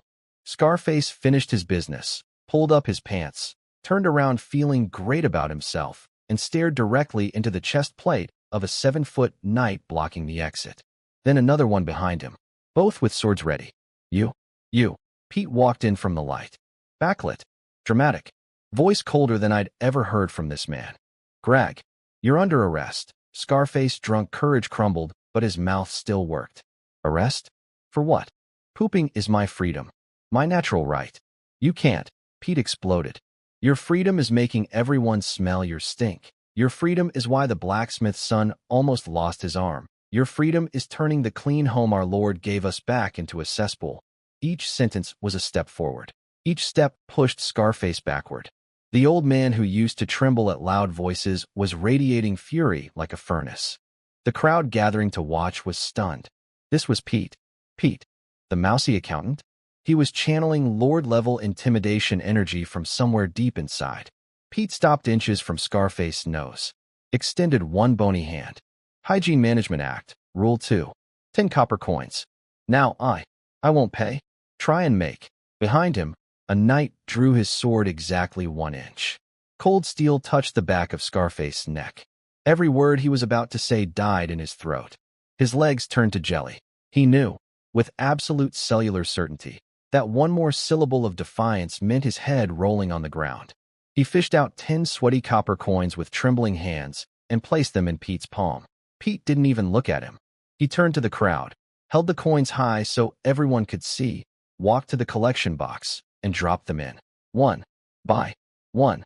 10 sharp clinks, each one landing like a slap across every spectator's face. The smirking stopped. The joke stopped. The "he can't catch us" attitude died right there in that alley. The law was real. The punishment was real. And the crazy old man with 2 killing machines backing him up was very real. That afternoon, the streets were cleaner than they'd been since the town was founded. The public toilet received its first reluctant visitors. Men walking in with the expression of someone being marched to the gallows, but walking in nonetheless. But nighttime? Different story. Sneaky people learned to wait until dark, then creep out to hidden spots for their covert operations. Daytime? Clean. After sunset, the old familiar smell crept back. Pete reported this in my study, looking exhausted. They're just hiding better now, Your Highness. We can't patrol 24 hours. I tapped the desk. Smiled. We don't need more patrols. We need escalation. Pete's spine straightened involuntarily. New rule. First offense, 10 coppers. Second offense, double. And the third time someone gets caught. I paused for maximum dramatic effect. They clean every public toilet in town. For 1 full week, Pete's entire body broke out in goosebumps. His jaw dropped so far it nearly hit the desk. That was the nuclear option. Not a fine. Not jail. Not physical punishment. Toilet cleaning duty. 7 days of scrubbing what an entire town left behind. The punishment so perfectly fit the crime that it was almost poetic. Nobody was going to risk that. Not for any wall corner in the world. Pete looked at me with an expression of pure, terrified admiration. Your Highness, you are truly terrifying. I leaned back in my chair and laced my fingers behind my head. I prefer the term civilized. Pete ran out of my study like the devil was chasing him. Which, in a way, he was. Me. They clean every toilet for a week. Punishment hit the public bulletin board the next morning, and the reaction was beautiful. Not anger. Not mockery. Pure, undiluted, bone-deep terror. At the tavern, the same guys who'd been laughing about outsmarting my patrols went completely silent. Clean. All the toilets. For a week. One man's beer mug slipped out of his hands and shattered on the floor. Another one started whimpering. I think I went behind my house last night. Every man in that bar clenched his legs together so tight you could have cracked walnuts between their knees. The mental image was too powerful. Imagine being the town's official toilet scrubber. Everyone watching. Kids pointing. Your neighbors laughing. 7 straight days of intimate encounters with the collective digestive output of an entire town. That's not punishment. That's social annihilation. Scarface Grag, the original rebel, the guy who called me Poop King, was sitting in the corner looking like he'd seen his own ghost. He'd snuck out to his old spot again last night. That was strike 2. One more, and he'd become the world's first professional toilet janitor. He shot out of the tavern like a cannonball and sprinted to the public toilet. The building he'd mocked. The building he'd sworn he'd never set foot in. He shoved the door open, bracing for the worst. No smell. Just sunlight streaming through high windows. That spider glue floor gleaming like polished marble. Clean. Bright. Quiet. He found an empty stall. Pushed the door open. A smooth ceramic squat toilet coated in waterproof spider glue. A bucket of dry grass and wood shavings. And on the door, a wooden bolt. Lockable from inside. Privacy. Real, actual, nobody can see you privacy. For the first time in his 30-something years of existence. He walked in, closed the door, locked it. Silence. A few minutes later, he emerged looking like a man who'd just discovered religion. His friends were waiting outside, anxious. How was it? Disgusting? Like a dungeon? Greg opened his mouth, closed it, opened it again. It's not smelly. Beat. It's cleaner than my house. Beat. And you can lock the door. Their jaws dropped. Cleaner than home? With a lock? Move. I'm going in, one by one. Every skeptic in town walked into that toilet with the face of a man walking to his execution. And every single one walked out with the same expression. The look of someone whose entire worldview just got rearranged by a bathroom experience. From that afternoon, usage went from 0 to 100%. At first people snuck in looking embarrassed, snuck out looking flustered. But then the reviews started spreading. No flies, no dogs biting your butt, no freezing in winter wind. It's actually comfortable. The transition from forced compliance to genuine enthusiasm happened so fast it gave me whiplash. The classic, I was dragged here against my will, and now I'm a loyal customer, pipeline. Then came the morning that changed everything. Old Lady Mara, a woman with decades of lung disease who'd been waking up every morning choking on the town's signature, feces fog, opened her window out of habit, already covering her nose. The smell wasn't there. Instead, she smelled wet earth after rain, grass, clean morning air with a hint of cool breeze. She coughed, but this time it felt like her lungs were clearing out, like decades of accumulated filth being expelled. She breathed deep, deeper, deeper. Outside, children were running through the streets freely. No hands over noses, no gagging, just pure, innocent, joyful play. Mara started crying, not from sadness, from the realization that her grandson, who died from an infected scrape because this town's air was basically poison, didn't have to die. It wasn't fate. It wasn't destiny. It was just dirt. And now the dirt was gone. The whole town went crazy with discovery. The smell is gone. I can smell the bakery from 3 streets away. I never could before. There are butterflies in the alley that used to be the worst-smelling spot in town. People stood in the clean streets breathing like they'd just been born, looking at each other with wild, disbelieving joy. Then Greg, Scarface Greg, the man who'd screamed, "Down with the lying Lord," and gotten publicly fined, walked up to Pete in front of everyone. The crowd went quiet. He bowed, deep, genuine. He pulled out 10 copper coins and pressed them into Pete's hands. "This isn't the fine I owe the Lord. This is what I owe you, Pete, for doing a job nobody wanted." Then he said it, loud enough for everyone to hear. "I was wrong. The Lord was right. He wasn't punishing us. He was saving us." Silence. Then the crowd erupted. "Long live the Lord. Divine Messenger, SORN. Praise the Lord." Cheers so loud they could probably be heard in the next territory. I was strolling through my beautiful, clean, butterfly-attracting streets, humming a song from my past life, feeling like the king of the world. These users were so hard to onboard, but the retention rate is now 100%. Should have gone with the nuclear punishment option from day one instead of wasting breath on speeches. My KPI would have been way better, but seriously, turning a literal open sewer into a livable town? That feeling is better than winning the lottery. My system chimed in right on cue. Milestone, breath of order achieved. Environmental health, citizen happiness, and civilizational cohesion all exceeded thresholds. System progress, 9%. Rewards, 2,000 civilization points. New blueprint, basic epidemic prevention station, a disease prevention center. With this, I could start working on quarantine protocols, disinfection systems, and basic preventive medicine. Massive upgrade to survival rates. My alliance with the Arachne was stronger than ever thanks to the spider-glue collaboration. Kravana looked at me now like I was a god who happened to carry a drafting pencil. Everything was trending up. Life was good. I was actually humming. Then, Your Highness. Your Highness. Emergency. A border patrol knight came crashing toward me, stumbling, gasping, face white as paper, looking like he'd just stared death in the eye. My smile froze. What happened? Did the sky fall? He could barely breathe. The southern border. The misty forest edge, we found. Signs of large-scale, unknown activity. My stomach dropped. They left this. He pulled out a sharpened wooden stake with a carved emblem. A wild boar, impaled on a spear, screaming in agony. My blood went icy cold.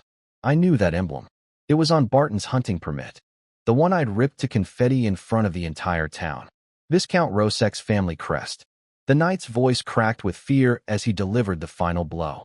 Your Highness, there are hundreds of these stakes along the forest border. They all say the same thing. Hand over the spiders. Or face war. The humming stopped. The butterflies in the clean alley suddenly felt very, very far away. The word, war, spread through town faster than a stomach virus at a buffet. 30 minutes. That's all it took for the entire population to gather outside my mansion looking like the world was ending. Which, to be fair, it kind of was. But the faces weren't grateful anymore. No more, long live the Lord. No more, divine messenger SORN. Nope. Now it was pure, raw, animal panic. We're dead. The Viscount has thousands of soldiers. It's the spider monster's fault. Why did he keep it? Hand over the spiders. We don't want to die. Yeah. Give them up and save US. These people were worshipping me yesterday.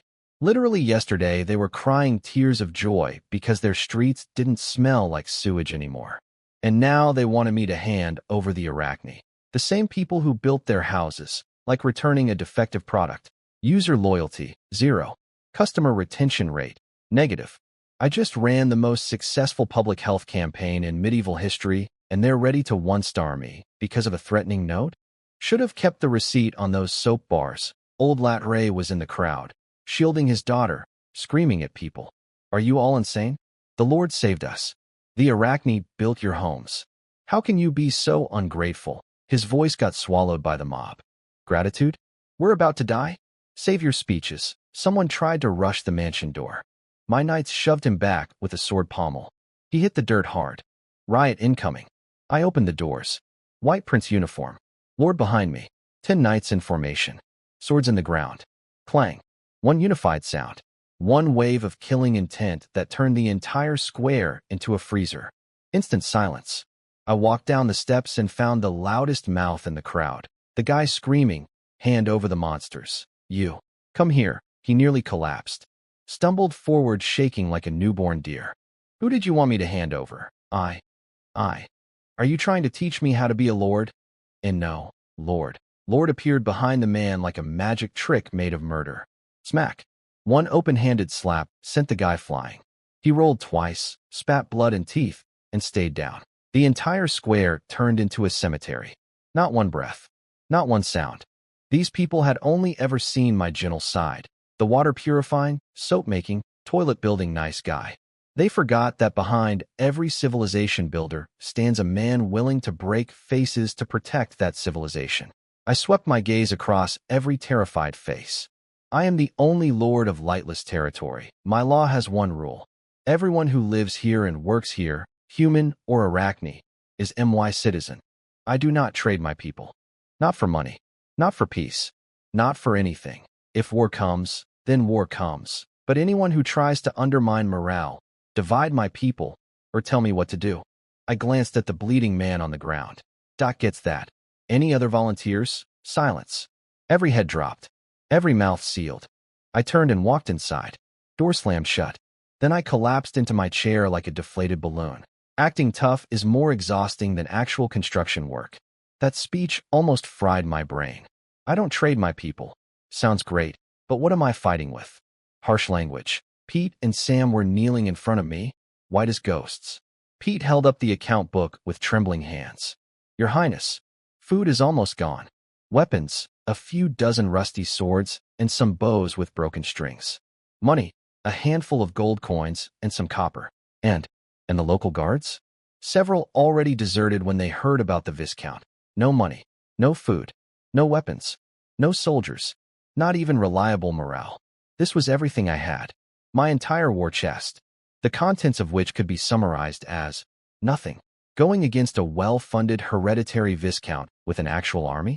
This wasn't a battle. This was a funeral with extra steps. Pete started sobbing. Your Highness, please, let's just run. Back to the capital. The Emperor wouldn't. Run where? Back to the capital where my royal brothers would eat me alive? I was an exiled prince. The whole empire was a hostile zone. There was literally nowhere on this planet I could go. Trapped. Surrounded. Outnumbered. Outgunned. Out everything. For the first time since arriving in this world, I felt genuine, crushing, suffocating despair. My vision went dark. My chest tightened. Every achievement, the water filters, the soap, the toilets, the Arachne Alliance, all of it about to be wiped away by some aristocratic thug with a grudge. Was this it? Was this how my second life ended? Not with a bang, but with a survival crisis detected. Host willpower at critical threshold. Emergency side quest activated. The People's Arsenal.